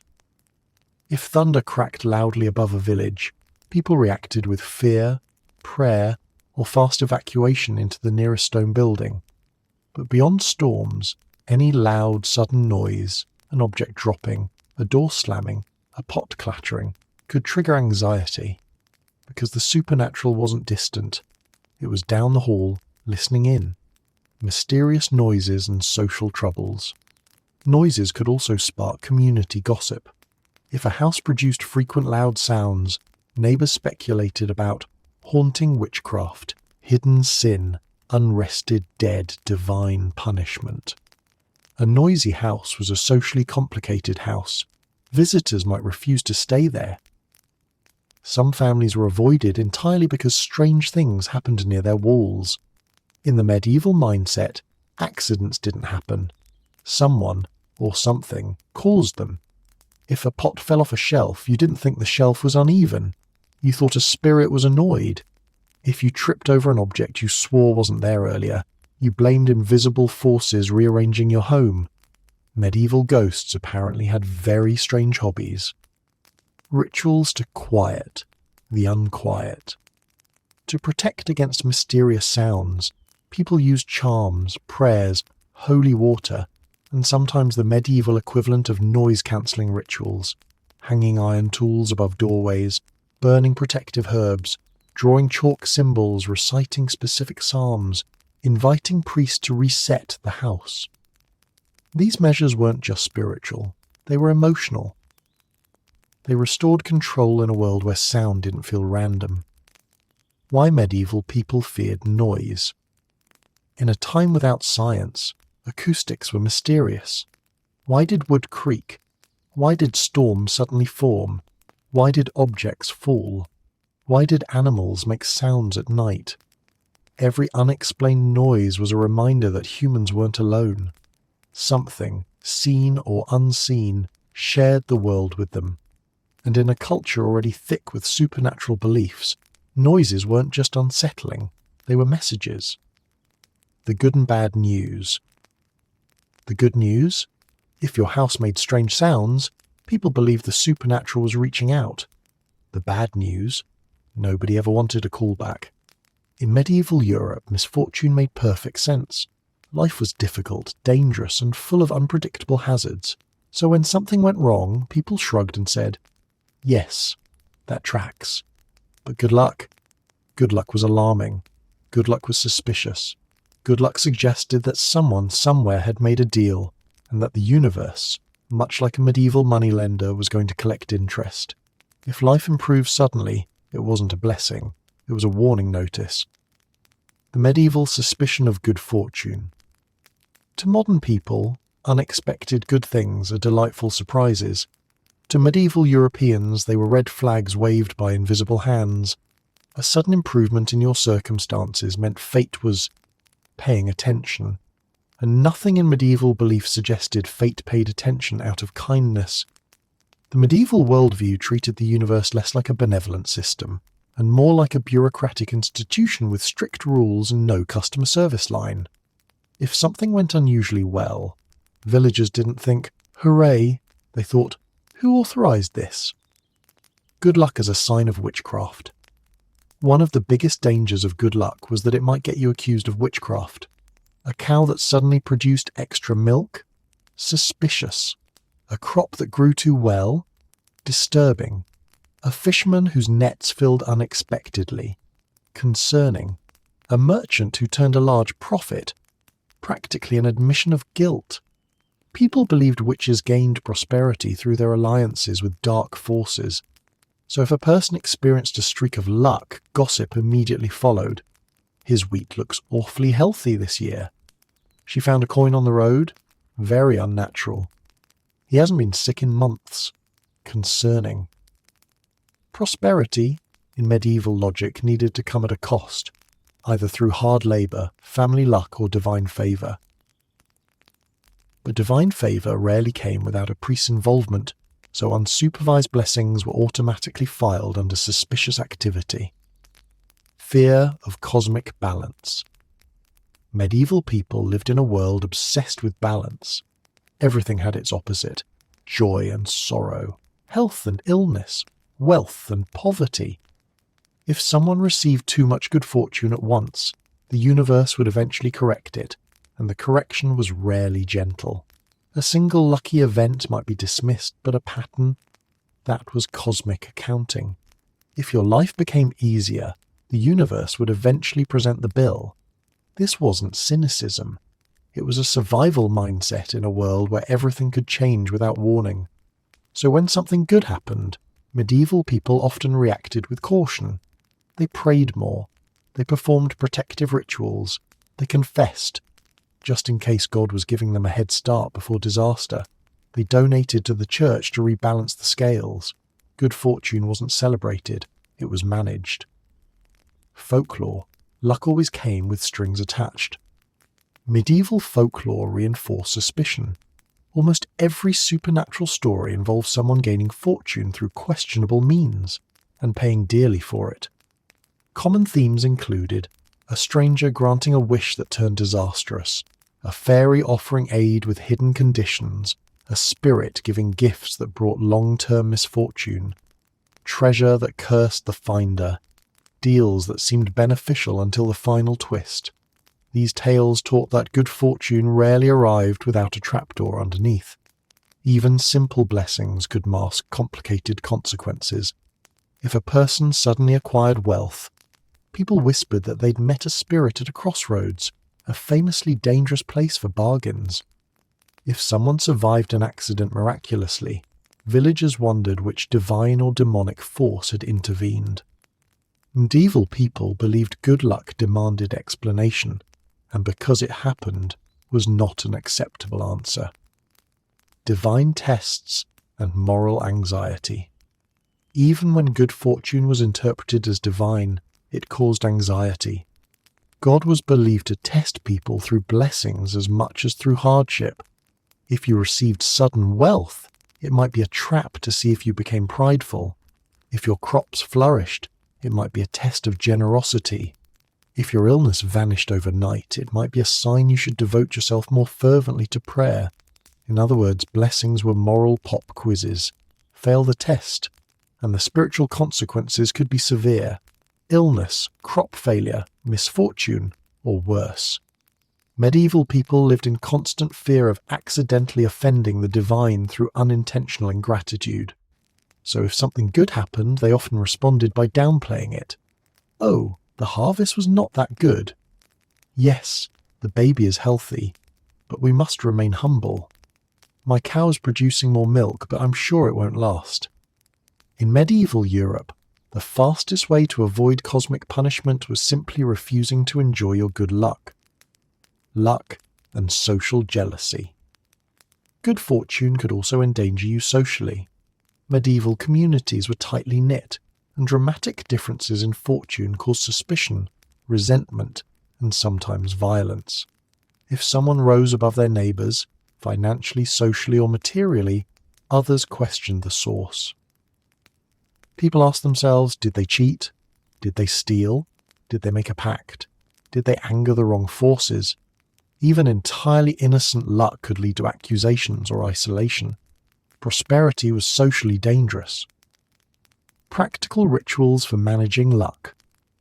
To avoid spiritual backlash, medieval people developed rituals to neutralize luck, including offering part of their fortune to the church, giving gifts to neighbours, performing purification rites, burning herbs to cleanse excess fortune, publicly insisting their success was temporary. These rituals weren't pessimistic. They were protective. Good fortune was a volatile substance. You had to handle it carefully. Why this fear made sense. Life in medieval Europe was unstable. A good harvest could be followed by famine. Wealth could vanish with a single illness. Peace could shift overnight. Randomness felt hostile, so people preferred predictable misfortune over unpredictable luck. Bad luck was familiar. Good luck was plot development, and plot development meant drama. The good and bad news. The good news? You finally caught a break. The bad news? Everyone, including the universe, now wonders what you traded for it. In medieval Europe, nothing belonged exclusively to you. Not your fears, not your reputation, not even your sleep. Dreams weren't private mental wanderings. They were messages, warnings, temptations, and sometimes full-blown supernatural surveillance. Closing your eyes did not grant escape. It opened the door to a realm where heaven, hell, spirits, sins, angels, demons, and cosmic commentary all had access. Even your sleep had consequences. Dreams as heavenly mail. Medieval people believed dreams could come directly from God, not metaphorically, from God specifically, as a form of divine communication used for guidance correction, preparation for coming events, spiritual nudges, the occasional holy guilt trip. If you dreamed of light, angels, or uplifting visions, priests interpreted them as divine messages. If you dreamed of scripture, it meant God was speaking through your subconscious. And if you dreamed of doing something wrong, well, God was warning you about how disappointingly close you were to acting on it. Dreams weren't neutral, they had purpose, and that purpose was often moral evaluation. Waking up after a particularly vivid dream meant you now had homework. Interpret it correctly, or risk ignoring a message from the divine. Medieval people were nervous enough while awake. Adding dream-related responsibility elevated nighttime anxiety to an art form. The devil also worked. The night shift, divine dreams existed, but so did demonic ones. Medieval theologians warned that demons could send dreams to tempt you, terrify you, confuse you, plant sinful thoughts, weaken your spiritual resolve, trick you into believing false prophecies. If you dreamed of violence, temptation, indulgence, or chaos, people often assumed the devil was conducting late-night experiments on your soul. A nightmare wasn't the brain processing stress. It was a demonic attempt at moral sabotage. A person who confessed, "I had troubling dreams," wasn't comforted with psychology. They were handed penance, holy water, or spiritual advice like, "Pray before bed so demons don't whisper into your dreams." The devil's presence in dreams was such a widespread belief that people feared going to sleep in states of sin, lest demons gain stronger access. Imagine ending your day thinking, "If I fall asleep now, I'm basically inviting spiritual attackers." Medieval insomnia had its reasons, dreams as temptation trials. Some medieval thinkers believed dreams revealed your moral character.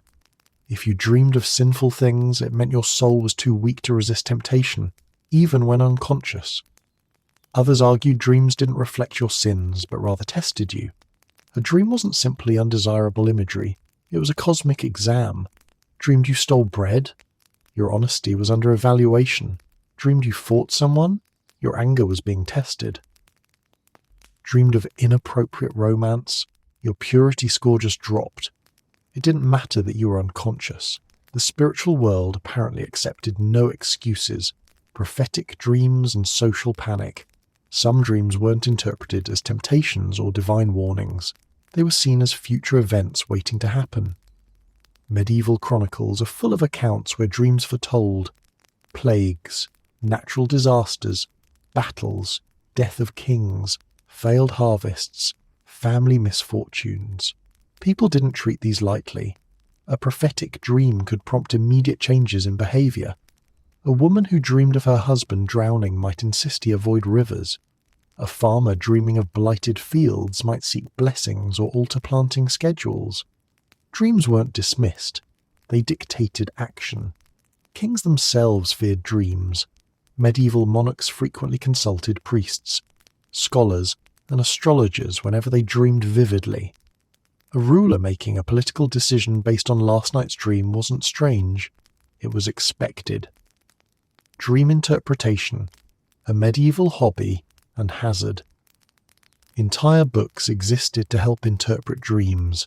These manuals claimed things like dreaming of teeth falling out meant death in the family. Dreaming of animals meant spiritual conflict. Dreaming of travelling meant life changes, usually bad. Dreaming of fire meant passion or divine anger. Dreaming of water meant purification or drowning. I know, very helpful. These interpretations were treated seriously. If someone had a troubling dream, people gathered to decode it like a cryptic spiritual crossword puzzle. But interpretations varied wildly. Two scholars might argue whether a dream meant divine blessing or doom. The safest conclusion was always, be careful, something is coming. Dreams as windows for spirits. Some medieval Europeans believed dreams allowed spirits, especially ancestors, to communicate with the living. A deceased relative appearing in a dream wasn't taken as memory. It was taken as presence. Loved ones might give advice, warn of danger, request prayers, express needs, or simply show up uninvited because the afterlife had flexible visitation rules. But not all visiting spirits were friendly. Some were believed to be ghosts seeking closure, and others were malicious entities disguised as familiar faces. Medieval people weren't sure if dream visitors were who they claimed to be, which made sleeping a psychological minefield. Nightmares, not just bad dreams. Nightmares weren't random mental noise. They were experiences inflicted by demons, malevolent spirits, witches, the restless dead. Your own sinful tendencies. People even believed nightmares had physical causes, like being sat on by a night demon, the origin of the nightmare as a supernatural being. If someone woke up gasping, paralyzed or terrified, the community interpreted it spiritually, not biologically. Nightmares were attacks, not accidents. No privacy in sleep. The most unsettling aspect of medieval dream beliefs is this. Your dreams were not considered private thoughts. If you confessed sinful dreams, you risked judgment. If you dreamed of someone behaving badly, it could be interpreted as a sign they actually were. If you dreamed of danger, the village listened. Dreams leaked into daily life. People acted differently because of them, or because others reacted to them. The good and bad news. The good news? If you dreamed something strange, people believed it had meaning. The bad news? You were responsible for whatever your unconscious mind decided to feature overnight. In medieval Europe, a mirror wasn't a simple household object. It wasn't where you checked if your hair was doing something regrettable, or whether the soup stain on your tunic was obvious. A mirror was spirit equipment, a shimmering, reflective portal that could reveal truths, steal souls, distort reality, or invite spiritual visitors with worse intentions than your most judgmental neighbor. Reflection wasn't reassurance, it was risky. Mirrors as portals, not objects. Glass was rare and expensive in much of medieval Europe, so mirrors, when available, were often polished metal. These surfaces distorted, warped, and exaggerated features. Anyone who stared into one too long had ample opportunity to feel unsettled. And since medieval culture specialized in interpreting the unsettling as supernatural, people reached a natural conclusion. Mirrors didn't just reflect the world, they connected to it. People believed mirrors could reveal hidden spirits, attract demonic attention, capture fragments of the soul, distort the viewer's true nature, act as gateways between realms. A reflection wasn't just an image, it was a duplicate, and duplicates were suspicious. Medieval theology taught that humans had one soul, one body, one essence. Mirrors complicated this worldview by casually generating a second you every time you looked into one. Better to avoid the confusion entirely. Fear. 1. Soul theft and reflection. Traps. One of the strongest medieval beliefs was that mirrors could trap or steal your soul. Souls were delicate, portable, and vulnerable to manipulation. If a reflective surface held your image, people feared it might also hold your spiritual essence. This wasn't poetic metaphor, it was a genuine fear. Staring too long into a mirror could, in theory, weaken your spiritual defenses. Separate part of your soul, invite malicious forces to tamper with it, leave you spiritually lighter, which was never a compliment. This is why many medieval people avoided looking in mirrors at night. Daylight was spiritually safer, night was when spirits travelled more freely. Gazing into a reflective surface after sunset was the medieval equivalent of opening your front door and shouting, "Anyone out there want to cause problems?" Fear. 2. Demon access points. Mirrors were also believed to be entry points for demons. A reflection resembled a portal, a thin, shimmering barrier where reality reversed itself. Medieval people didn't need much convincing to imagine something could push through. This belief intensified because mirrors sometimes behaved unpredictably. A candle flame flickered strangely, your reflection distorted, shadows warped behind you. A smudge looked suspiciously like a face, the surface fogged for no apparent reason. With no understanding of optics, humidity, or light refraction, the explanation was obvious. Demons love mirrors, so people covered them, wrapped them, hid them, or avoided owning them entirely. In some households, mirrors were considered too spiritually open and kept only for specific uses, never for idle grooming.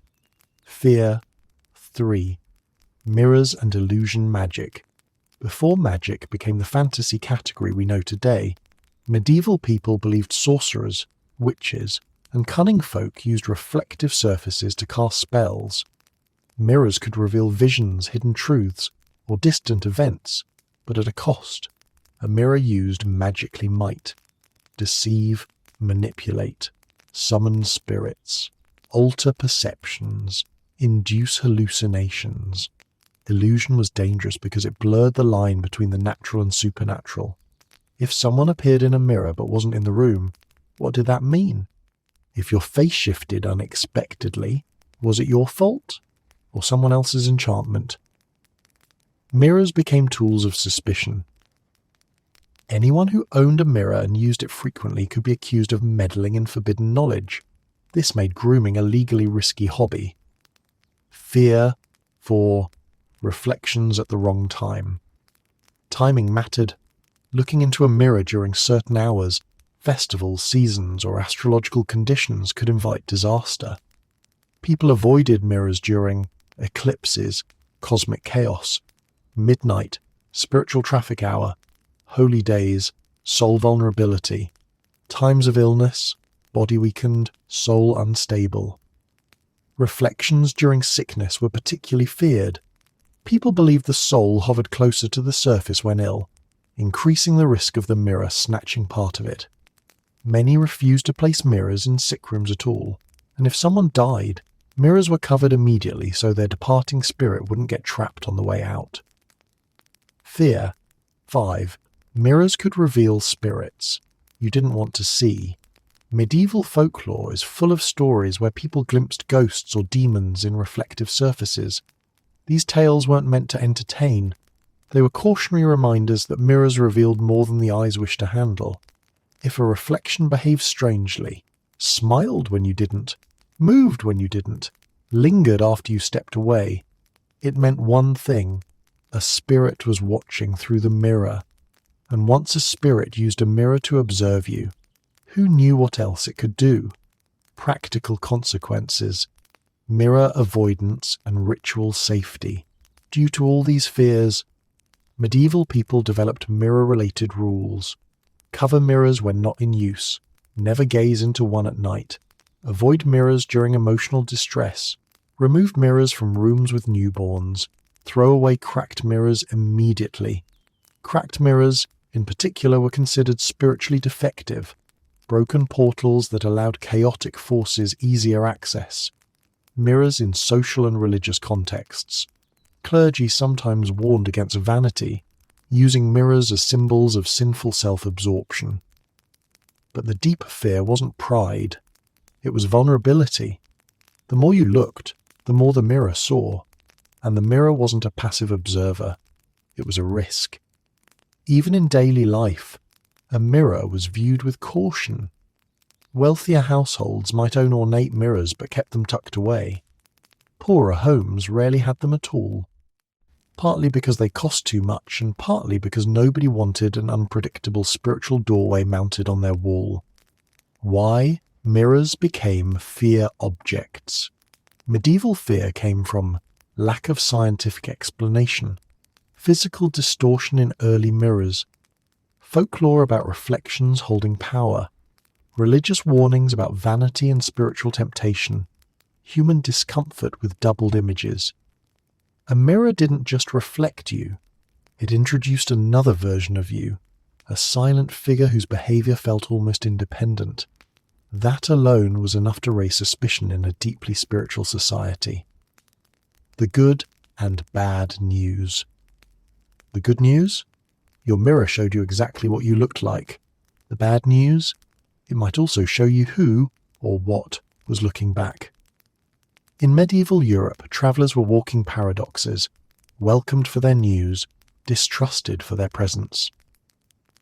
They brought tales, goods, and sometimes exotic spices, but also, according to medieval fears, curses, disease, bad luck, strange customs, and fate itself shoved into a knapsack. Hospitality existed, trust did not. The medieval stranger, a walking risk assessment. Most medieval people lived and died within a few miles of their birthplace. Their social world was tiny, predictable, and familiar. Outsiders disrupted that stability. A stranger arriving at your village gate might as well have been a meteor landing in your vegetable patch. Interesting, but deeply concerning. Travellers came from elsewhere, and elsewhere was a place of unknown customs, unfamiliar gods, unfamiliar diseases, political conflict, sorcery, rumours and stories. So strange villagers weren't sure whether to be impressed or afraid. Everything they carried, clothes, accents, objects, news, seemed infused with risk. Disease, the most unwanted souvenir.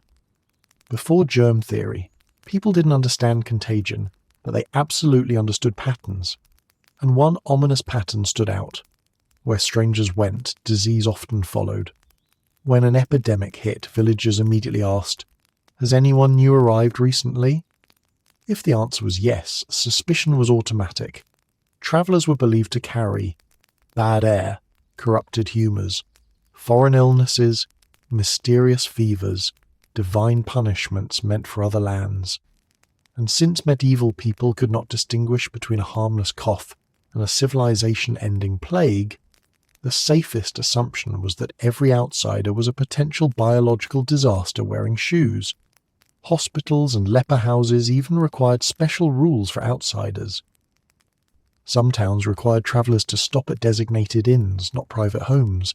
The intention was clear: enjoy your visit, but please don't infect anyone.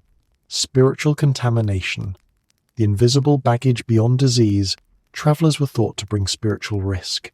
Each region had its protective rituals, and outsiders didn't share them.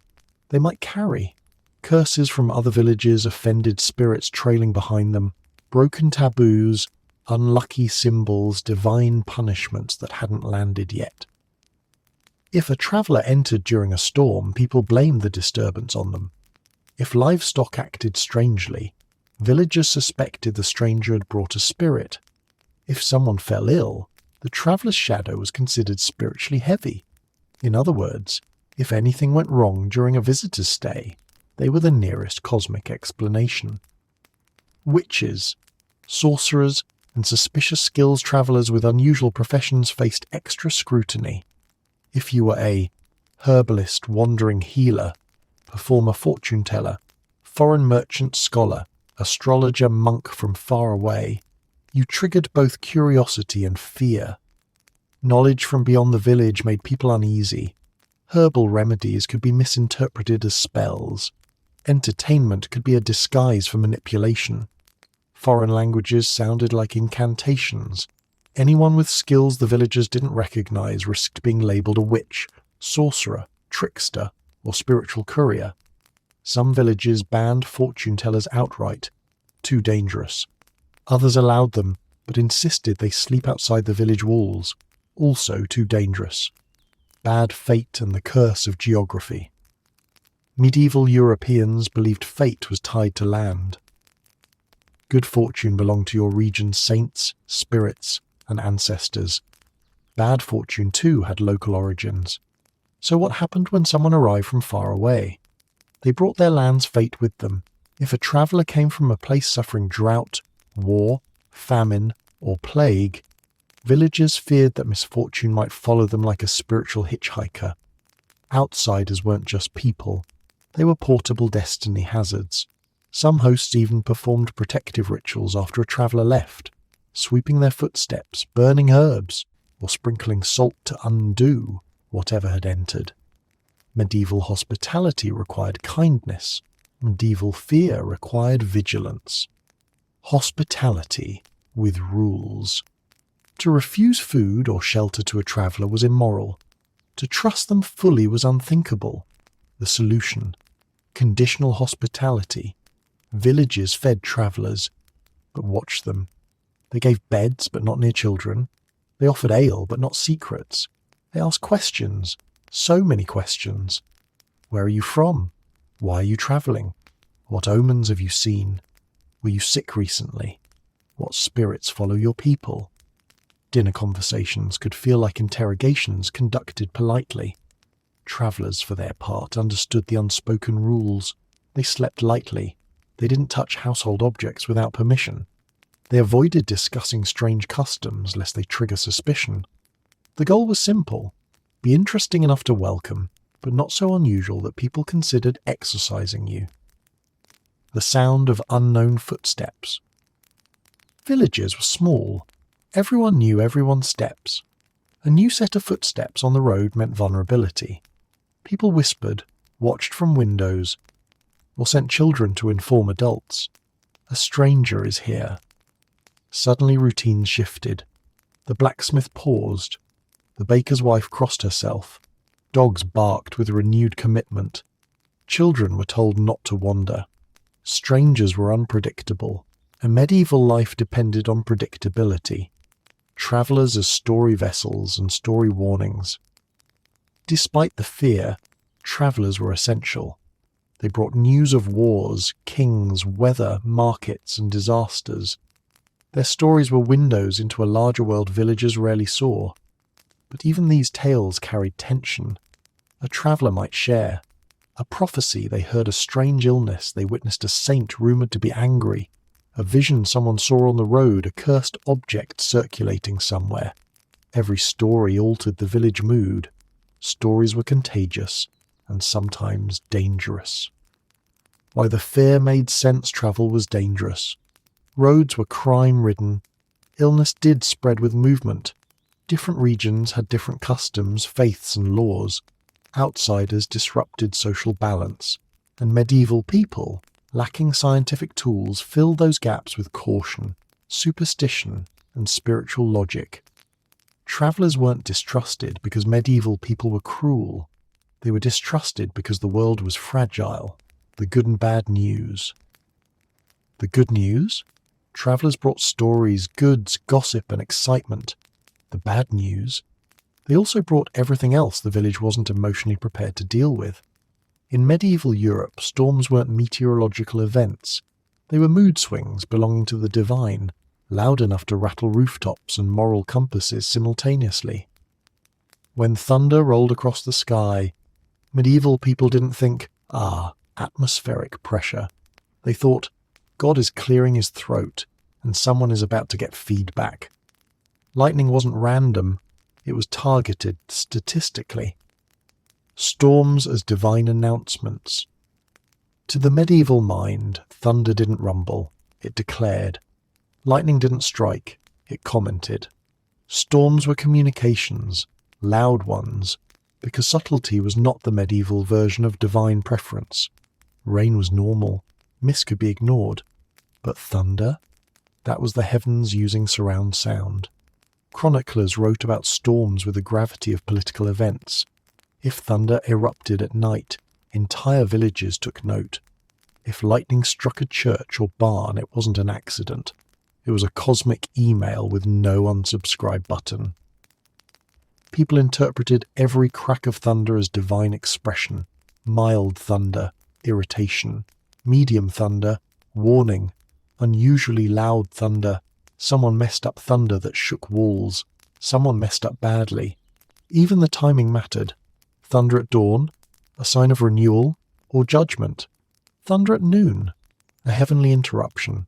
Thunder at night, spiritual boots stomping across the sky. Lightning, moral GPS with bad accuracy. Lightning strikes were viewed as heavenly arrows. The target wasn't the building or tree itself, it was the meaning behind it. If lightning struck a house, someone inside was spiritually questionable. A tree, nature was being corrected. A barn, a divine nudge to evaluate your livestock situation. A church, extremely concerning, requiring immediate interpretation. A field, either a blessing or a curse, results varied by optimism. The medieval logic went like this. Lightning hit the roof. God is upset. At what? Hard to say. Let's repent everything, just in case. The fact that lightning often struck tall structures or metal objects didn't weaken the spiritual interpretation. It strengthened it. People believed God chose the most visible targets to make a point. Lightning was basically medieval public relations, thunder as celestial warfare. Many medieval Europeans believed storms were moments when angels and demons battled across the heavens. Thunder was the sound of weapons clashing. Lightning was the flash of divine swords. Rain? The dramatic effect. This belief made storms not simply weather, but spiritual battlegrounds unfolding above your house. Children were kept indoors, adults prayed, livestock grew agitated, families huddled together, whispering psalms or confessing quietly in case the spiritual crossfire drifted downward.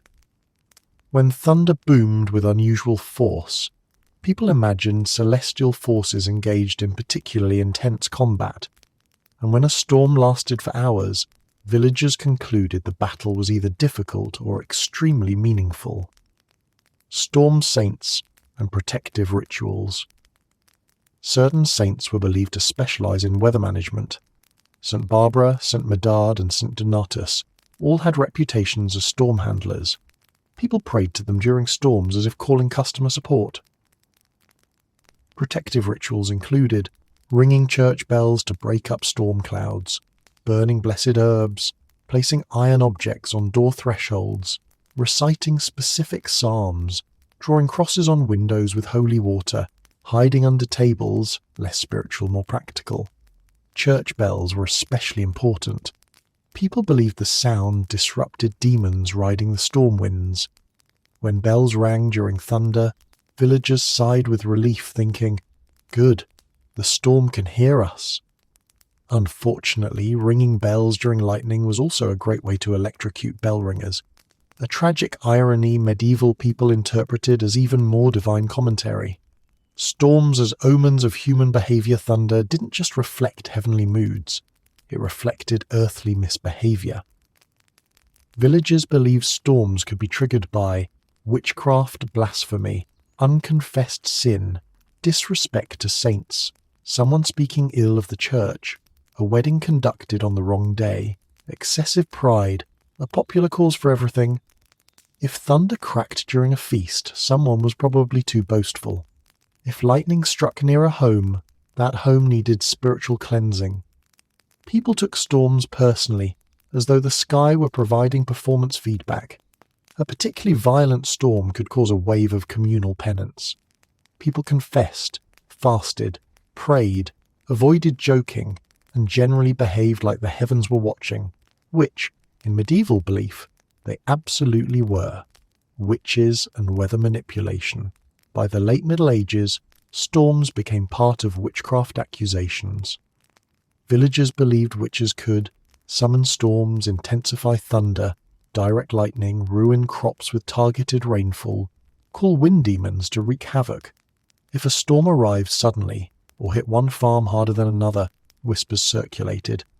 If lightning struck a field belonging to someone already disliked, suspicions blossomed.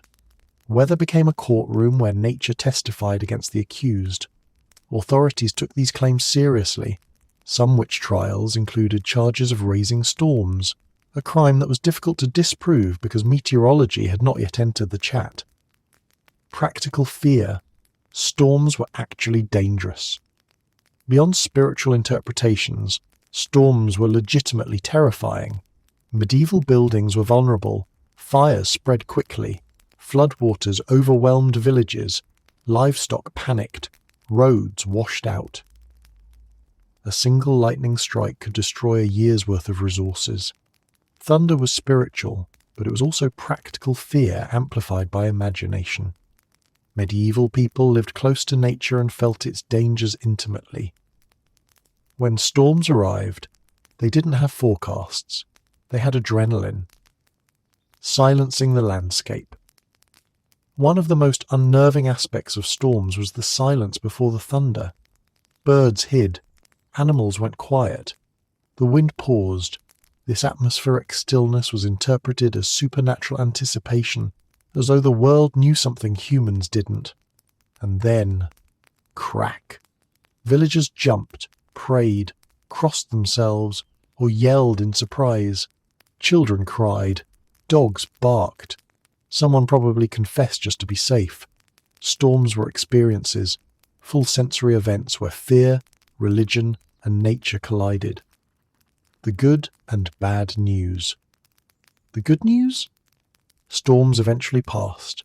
The bad news? Medieval people spent the entire storm trying to figure out what the sky was mad about. In medieval Europe, alone time wasn't self-care, it was self-endangerment. Solitude meant you had willingly stepped away from every layer of protection available to a medieval human. Social protection, physical protection, and most importantly, spiritual backup. Today, being alone is peaceful. Back then, it was practically an audition to become a supernatural cautionary tale. Alone time was a luxury invented later. In the Middle Ages, it was a risk category. Solitude and the problem of no witnesses. The medieval world was built on community. People worked in groups, travelled in groups, worshipped in groups, harvested in groups, and survived in groups. Being alone wasn't just unusual, it was suspicious. Why weren't you with others? Where were you going? What if something happened? Who would confirm your innocence if misfortune struck? No witnesses meant no one to defend you against accusations, no one to protect you from attackers, no one to help you if you fell ill or were injured, no one to confirm you didn't meet something. Unholy. In a society obsessed with explanations, a person returning from solitude with a strange story, or worse, not returning at all, created limitless narrative possibilities, none of them comforting. Physical danger. Nature was not your friend. We romanticize nature today, but medieval people saw wilderness as an unpredictable opponent. Being alone meant facing bandits, wolves, wild boars, unstable terrain sickness, without aid injuries, without help, sudden weather changes. A twisted ankle in the forest wasn't an inconvenience. It was the beginning of a tragic legend involving villagers finding your shoes 3 weeks later and inventing supernatural explanations for what ate you.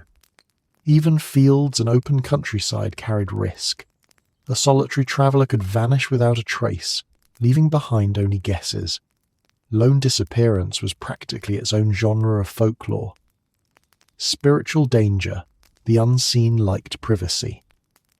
Perhaps the most powerful fear of solitude came from the belief that evil forces preferred to strike when someone was alone. Demons, spirits, and hostile entities rarely appeared in front of crowds. Crowds had prayers, shared faith, and communal strength. But one person by themselves.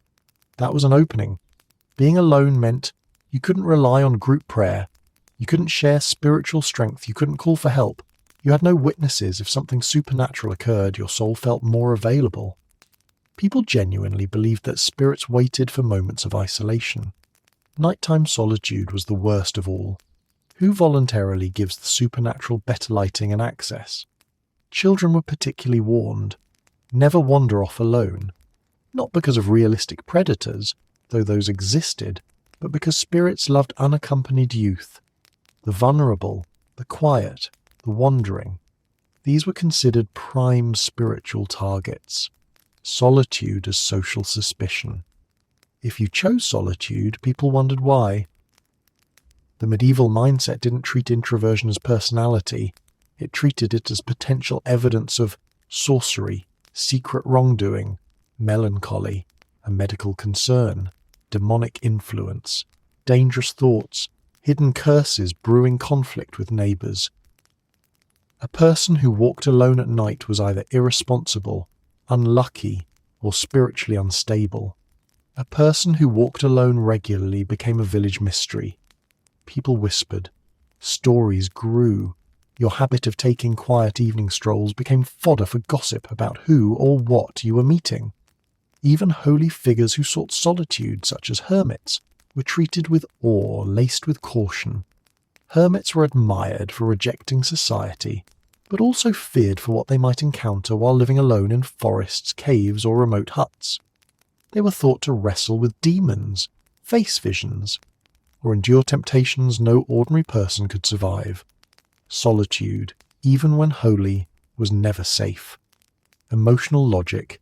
Humans needed humans. Life expectancy was low. Illness struck quickly. Accidents were frequent. Self-sufficiency was impossible. Communities operated like survival organisms. Each person supported others. Being alone was emotionally unsettling because your safety depended on collective presence. If you disappeared for too long, people assumed something was wrong. Searching parties formed, not because they feared bears, but because they feared something unexplainable had taken interest. The medieval worldview saw life as a fragile balance. One person, alone, could tip into danger simply by existing without communal support. The landscape of fear, liminal spaces. Certain places became especially feared when visited alone. Crossroads, abandoned mills, riversides, ruins, forests, graveyards, remote chapels. These locations were considered spiritually thin, places where the veil was weaker. Being alone in such spaces heightened every danger. Stories circulated of travellers encountering apparitions, losing track of time, or hearing whispering voices without identifiable sources. Don't go there alone wasn't advice. It was a survival mandate. The practical side. Crimes targeted the alone bandits and criminals loved solitary travellers. Roads were dangerous. Highwaymen existed. Rival villages fought. With no policing system, travelling alone meant gambling with your life. This is why merchants formed caravans. Pilgrims travelled in groups. And even farmers walking to distant fields often brought someone with them. Companionship wasn't recreation. It was protection. The ritual side, group safety, was spiritual safety. Prayer was believed to be stronger in groups. A shared recitation of psalms, a shared blessing before meals, or a group attending mass. These collective acts generated spiritual defense. Alone, you had only your own prayer to guard your soul, and medieval people were not confident in their individual defenses. It wasn't that they lacked faith. It was that they lacked certainty in a world where invisible forces were believed to be constantly testing, tempting, observing, or punishing. Why solitude was terrifying. Because solitude combined every medieval fear. physical vulnerability, spiritual exposure, social suspicion, supernatural risk, unpredictable nature, lack of collective protection. In a world filled with unexplained dangers, being alone meant facing every possibility without preparation or support. The good and bad news. The good news? Medieval communities kept you company. The bad news? They kept you company because the alternative was considered deadly. In medieval Europe, the most dangerous things weren't swords, storms, or plague carts rolling ominously through the village square. The greatest threats were small objects, tiny, unassuming items capable of causing catastrophic misfortune if misplaced, mishandled, or misinterpreted. A dropped charm could doom a harvest. A misplaced token could invite spirits. A strange trinket found near your door could ruin your reputation. Medieval pockets weren't full of belongings. They were full of anxiety. Objects with power, blessings or bombs. In a world where symbolism shaped reality, objects weren't neutral. They were charged, often literally in the medieval imagination. Something as simple as a carved bead, a coloured thread, a knotted string, or a small metal charm could protect you or betray you. Medieval people believed objects collected spiritual energy. Worn items absorbed your essence, blessed items carried divine power, cursed items radiated misfortune, and unknown items were treated like unexploded spiritual devices. Anything small could be a vessel for protection, harm spells, disease, fate, cosmic miscommunication. Just dropping something could be interpreted as a sign. Losing something could be interpreted as a threat. Finding something that didn't belong to you? That was a potential supernatural lawsuit. Charms, the medieval emotional support. Trinket charms were everywhere. Crosses, carved stones, dried herbs, knotted cords, amulets shaped like hands or animals, iron tokens, reliquary fragments. They all offered comfort, meaning, and perceived protection. But charms were double-edged swords. Failing to carry your protective charm could mean inviting misfortune, your fault. Finding someone else's charm could mean it was hexed, their fault. Dropping a charm could indicate divine displeasure, nobody's fault, but everyone panicked anyway. Charm maintenance was serious business. If a charm cracked, rusted, or broke, people didn't shrug. They whispered, "Something wants access," and then immediately acquired 3 replacement charms just to be safe. Symbols, the world's first accidental curse. Generators, symbols held power, more power than most people wanted. A circle drawn in the wrong place could summon unwanted attention. A carved line that resembled a rune could unsettle an entire household. Even doodles could be interpreted as omens if discovered at the wrong time. A few examples of accidental medieval disaster. Children drawing strange shapes near a barn. Livestock panic ensued. A traveller leaving chalk marks on a door. Family believed they'd been cursed. A wax seal accidentally smudged, interpreted as a message from beyond. People weren't just reading symbols, they were reading meaning, and meaning was everywhere.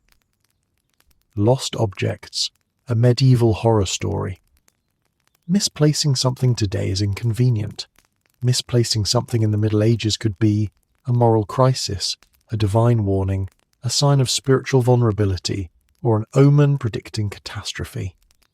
A lost key wasn't misplaced. It indicated failing luck. A lost ring suggested broken destiny. A lost button implied fraying spiritual protection. A lost coin might mean someone was stealing your fortune through magic.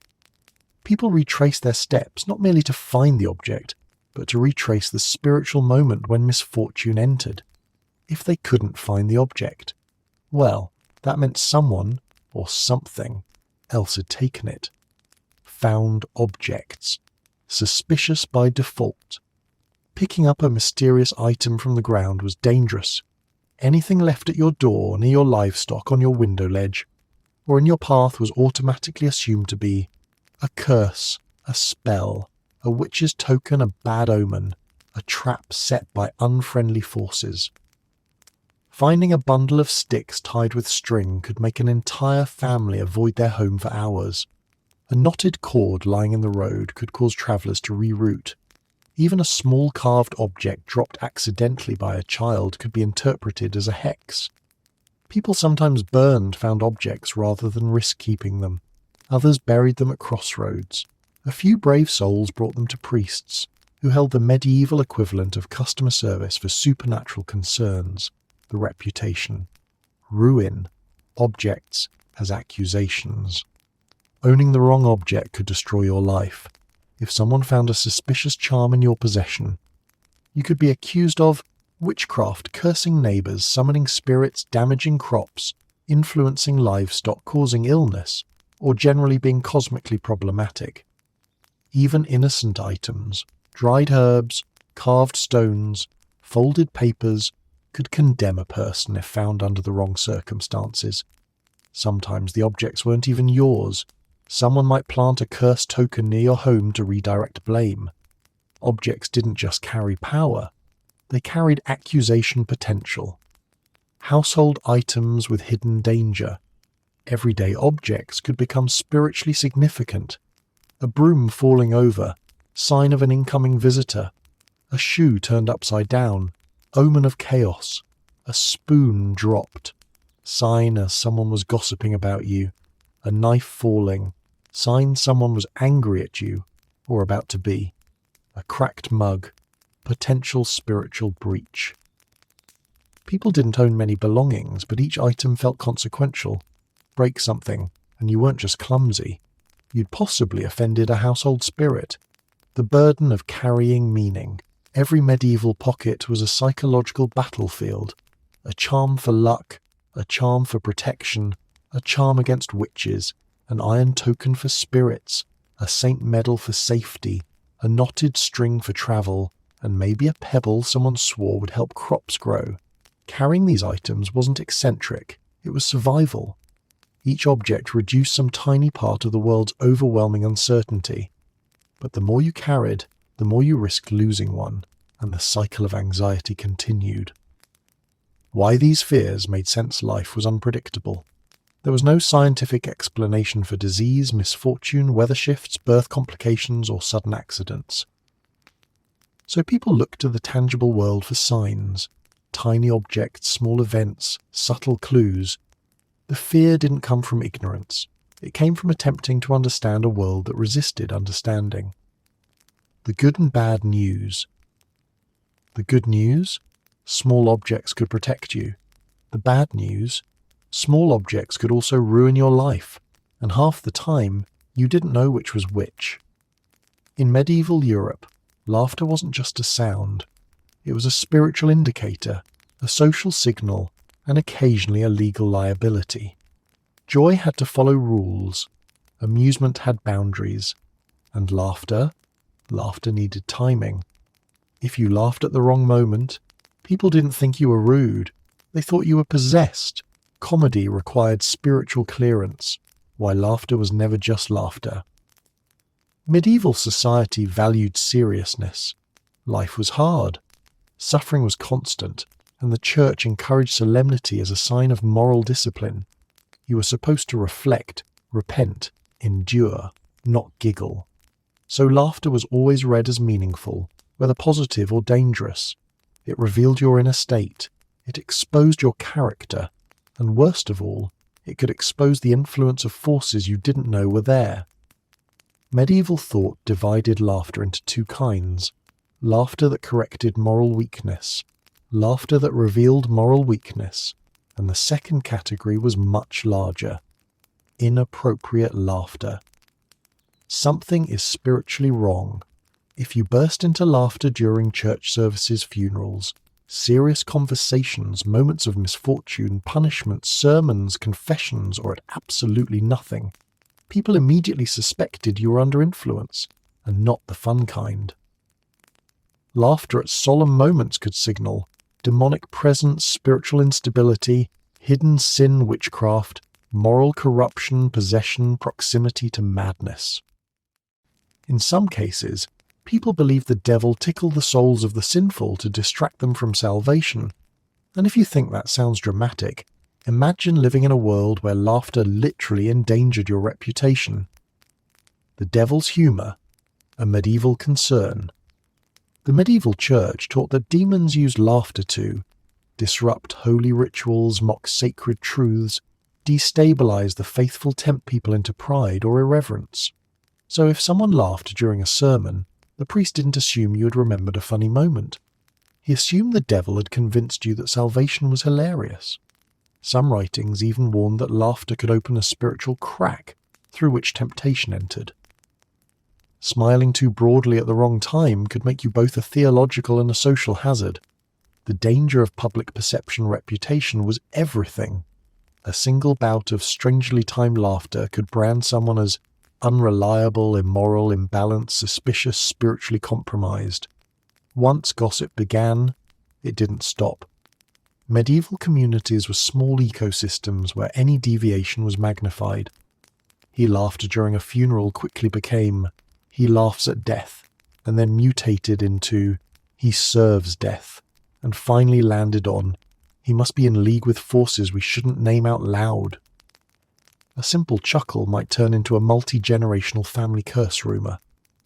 Laughter as a symptom of madness. Medieval medical theory did not treat mental health kindly. Inappropriate laughter was classified as a symptom of melancholia, mania, or humoral imbalance, all of which risked being reinterpreted through a spiritual lens. Laughter that appeared sudden, loud, or uncontrollable was considered proof that the humours had gone rogue, demons were influencing the mind, or the person was slipping into madness. The line between medical and spiritual explanations was so thin, it practically didn't exist. The problem of nervous laughter. You and I understand nervous laughter. Medieval people did not. If someone giggled during a tense situation, others didn't think, oh, they're uncomfortable. Instead, they thought, this person is revealing their true allegiance. Medieval logic wasn't forgiving. Social anxiety didn't exist as a concept. Only inner corruption or invisible forces acting through you.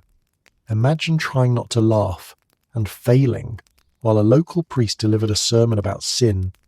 You might survive the embarrassment today. Back then, you'd survive it with a permanent stain on your spiritual record. Laughter at funerals, the fastest route to suspicion. Funerals were sacred, emotional moments. If laughter escaped your lips at one, the consequences were immediate. People believed spirits travelled during funerals, demons waited outside, consecrated ground, death attracted supernatural attention. So laughter at a funeral wasn't socially inappropriate. It was interpreted as mocking death, a deeply dangerous and spiritually provocative act. Some believed spirits might follow the laughing person home, offended. Others believed laughter at funerals meant you had foreknowledge of events, suggesting witchcraft or malevolent influence. Laughter. During punishment, executions, trials, and public humiliations were not entertainment in the modern sense, though people did gather to watch. But laughter during a punishment was considered a sign of cruelty aligned with evil.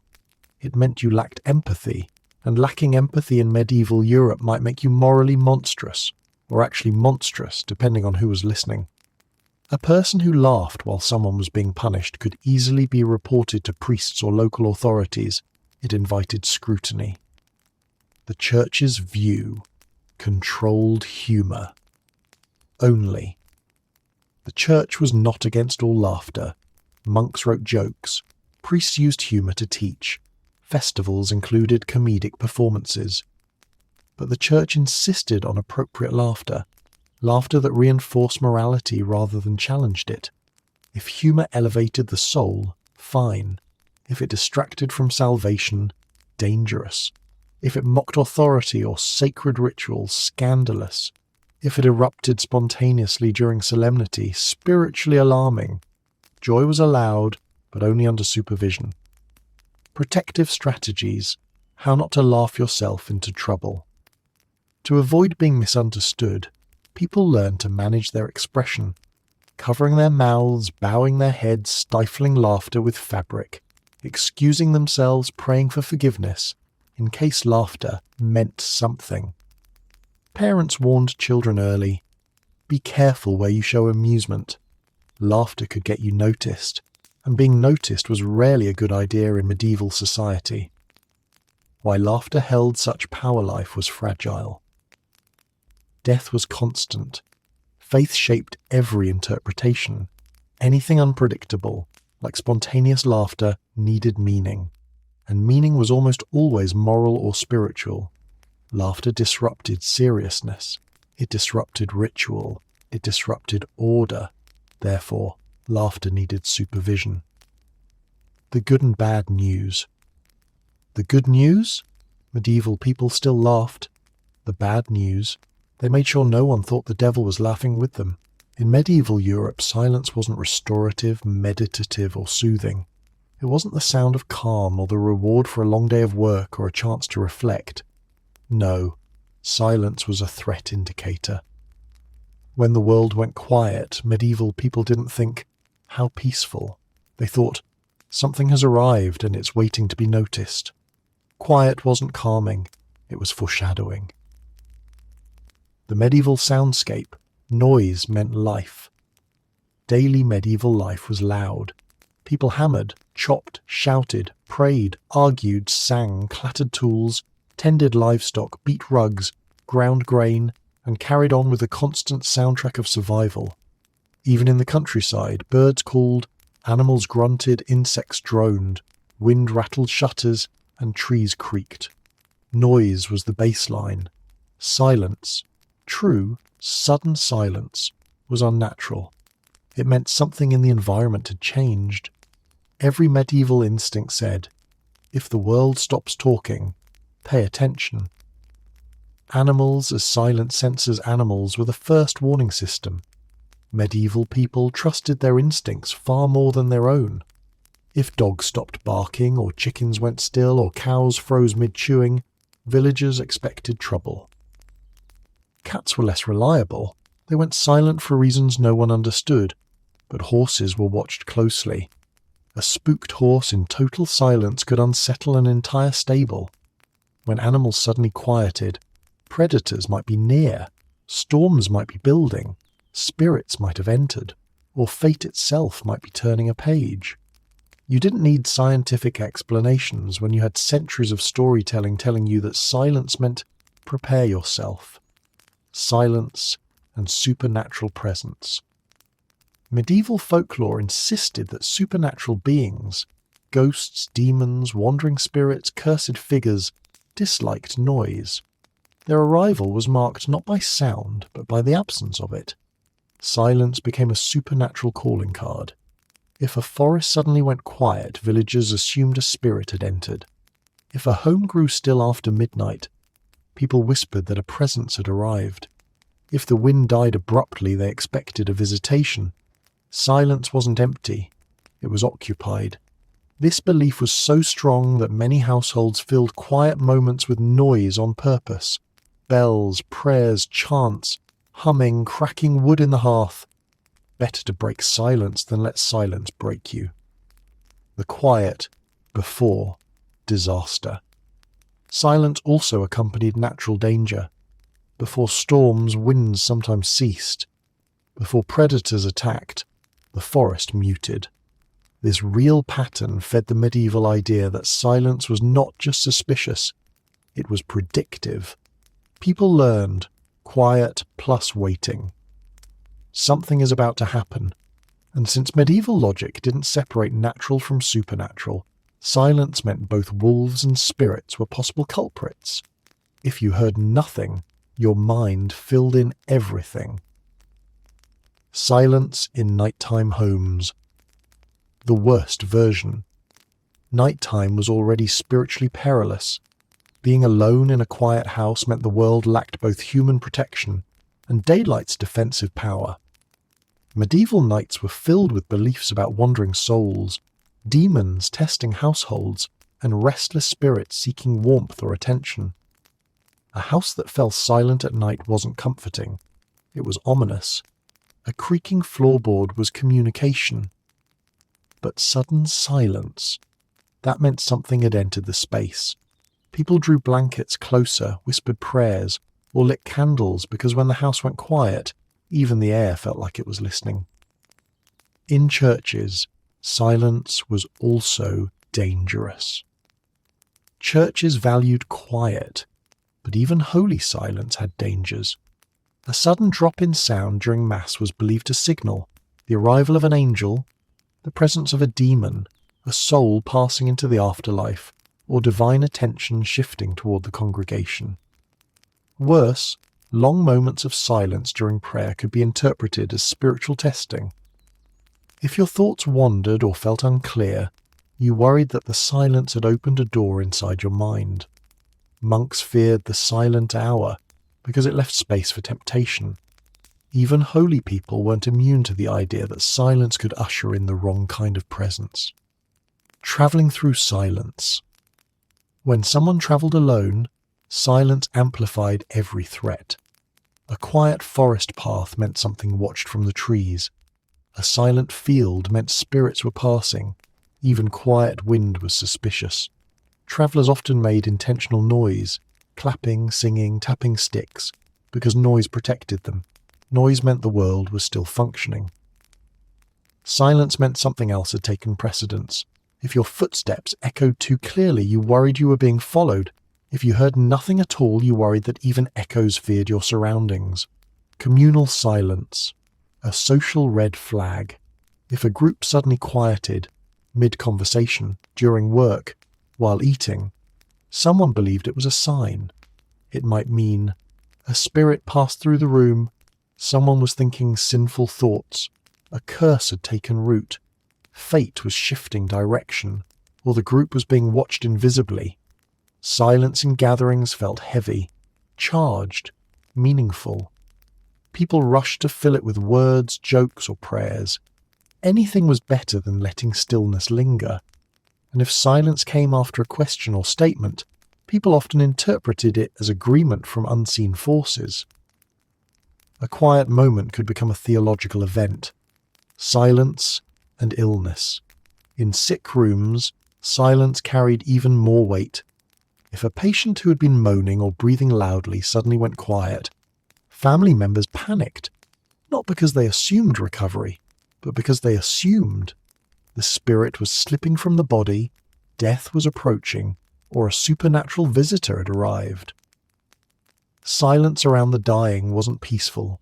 It was expectant. It meant people prepared for the moment when the veil between worlds might thin dramatically. Breaking the silence. A protective instinct. Noise was a shield. Medieval people clapped hands at night, coughed intentionally, kept fires crackling, and added bells to clothing, not just for practicality, but because noise proved the world was operating normally. Silence meant disorder. Noise meant order restored. That's why festivals, rituals, and processions were loud. Drums, trumpets, chanting, bells. Sound pushed back the quiet. Sound protected communities. Sound drowned out spirits. Medieval life depended on noise the way modern life depends on Wi-Fi. Why silence was feared. Silence in medieval thought represented absence of life, presence of the unknown, interruption of natural order, moments where spiritual forces could intervene, signals of shifting fate warnings without explanation. Silence filled the mind with possibilities, and none of them comforting. The good and bad news. The good news? Medieval Europe was rarely quiet. The bad news? When it was, something was probably watching. In medieval Europe, God wasn't a distant creator who checked in occasionally or reviewed your life annually like a tax accountant.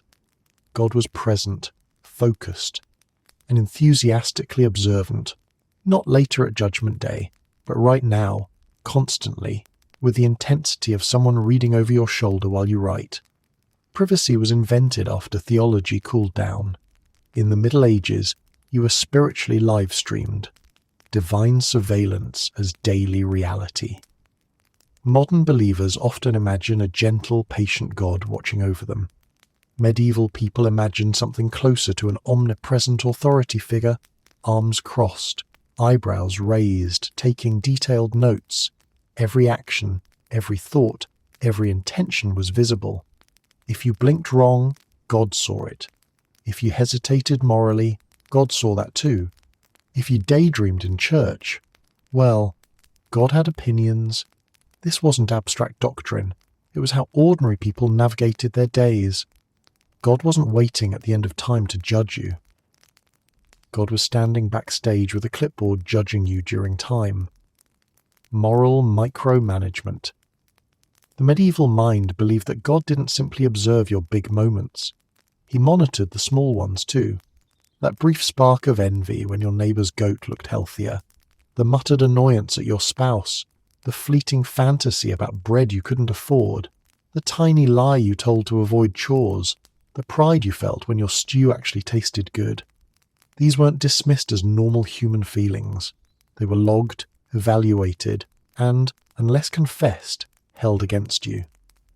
Medieval sermons reminded villagers that God was closer than breath, a phrase meant to inspire devotion but which effectively meant you had the least private internal life in history. The anxiety of being seen by the infinite. With constant divine surveillance came constant divine interpretation. Medieval people weren't anxious about an eventual final judgment. They were anxious about ongoing judgment. They feared that. God noticed their laziness. God saw them hesitate to help a neighbour. God observed every petty argument. God heard every unspoken complaint. God registered every unnecessary giggle. And God documented every emotional lapse with celestial precision. This wasn't paranoia. This was theology. The result? Medieval guilt was not a mood. It was a lifestyle. Confession, as damage control confession, didn't exist just to cleanse sin. It existed because medieval people believed God noticed everything so thoroughly that the only way to survive spiritually was to offload sins faster than you collected them. Villagers confessed often, frantically, comprehensively. They confessed things modern priests would politely tell you to stop overthinking. If you felt annoyed, jealous, distracted, sleepy during prayer, resentful toward a neighbour, or simply thought an uncharitable thought, you confessed it. Confession wasn't a rare event. It was spiritual maintenance, like constantly wiping condensation from a divine window. Because if you didn't confess something, God remembered. Forever. Even a small sin risked cosmic repercussions, not because the sin was dramatic, but because it was noticed.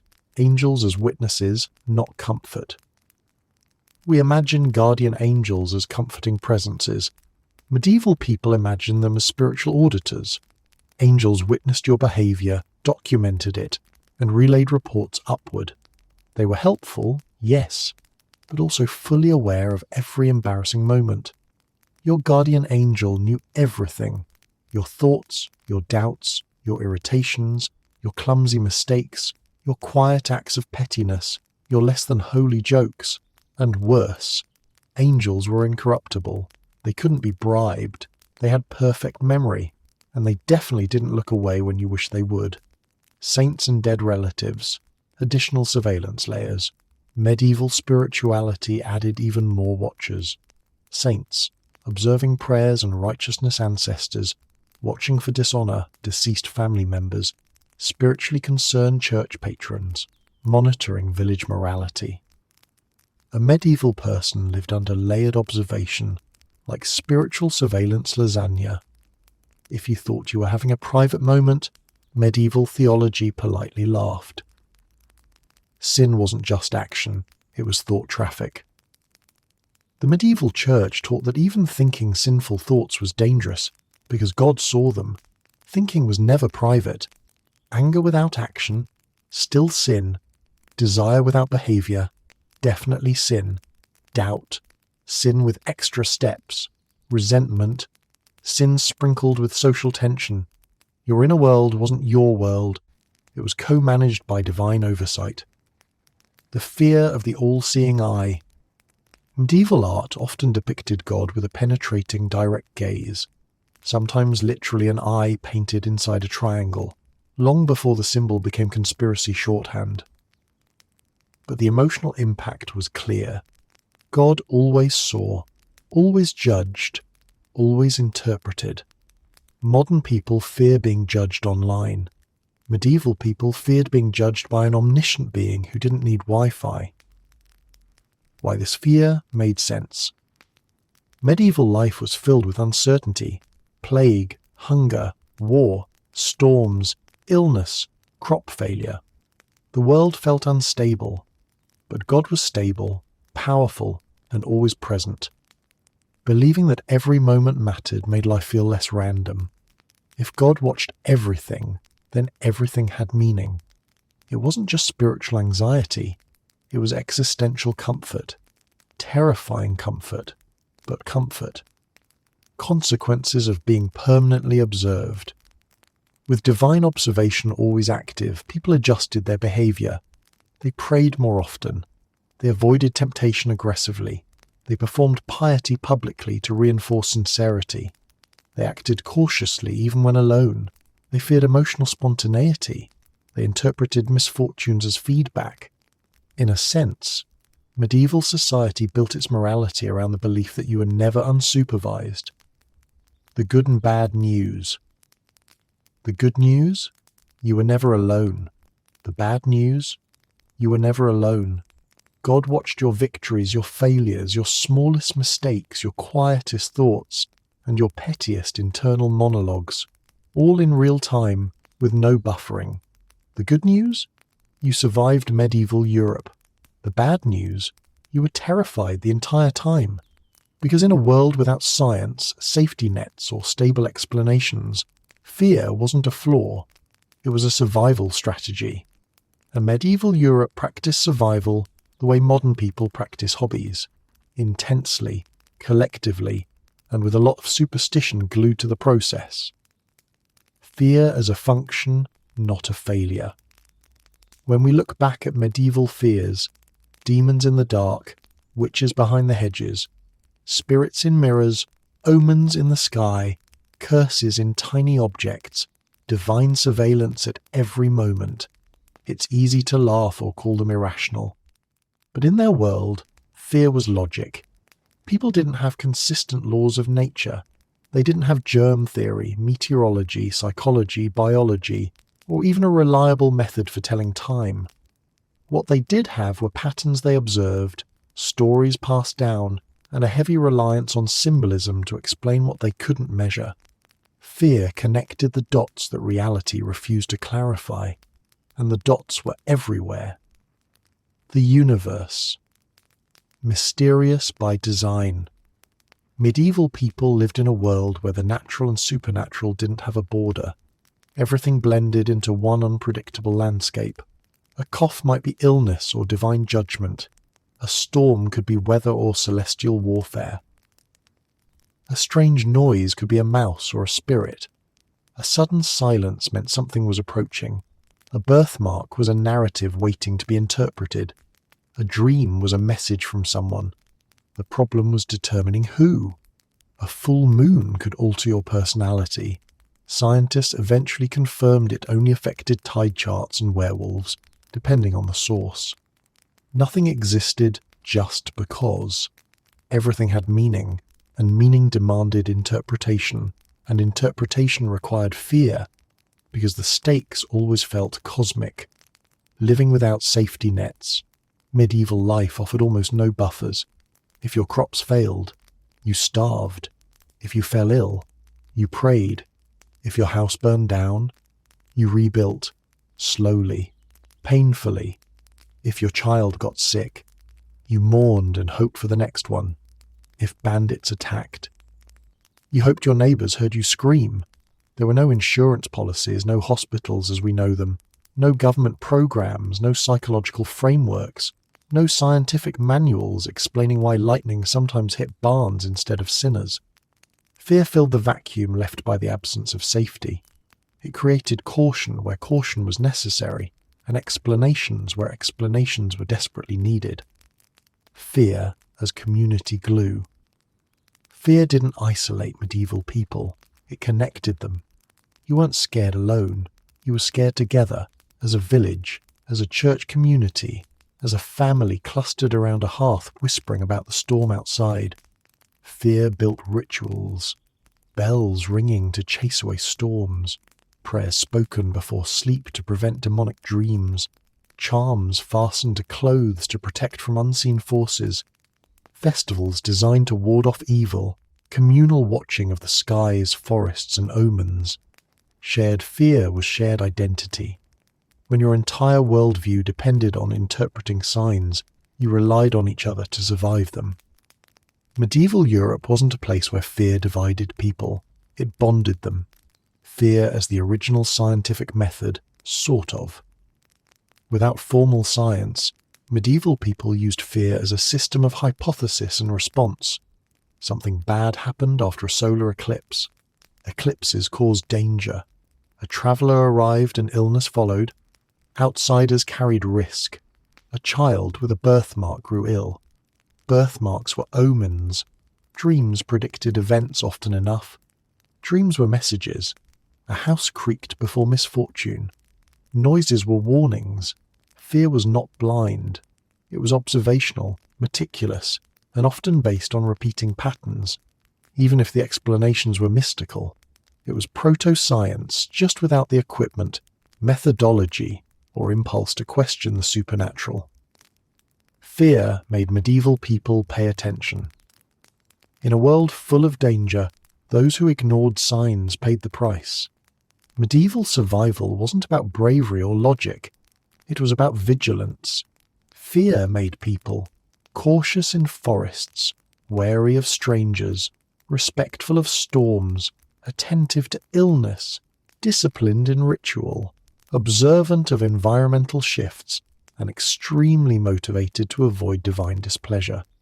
It was exhausting, yes, but it worked well enough for humanity to continue. The emotional cost of living in a haunted world.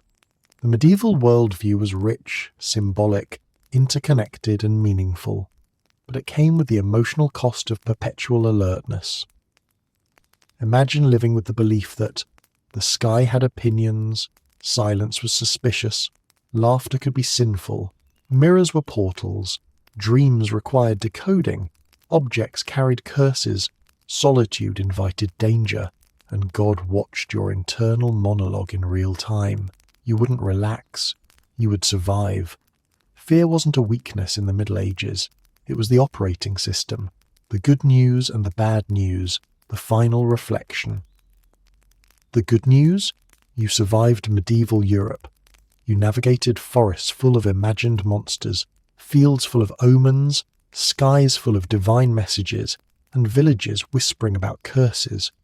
You lived through nights that felt crowded with spirits, days monitored by God, and dreams interpreted by everyone except yourself. You made it. The bad news. You were terrified the entire time, because terror was the only rational response to a world that offered mystery without explanation, danger without warning, and meaning without instruction. But fear kept you alive. It shaped your rituals, your relationships, your routines, your worldview. And in that ancient, bewildering world, fear was not the enemy. It was the guide.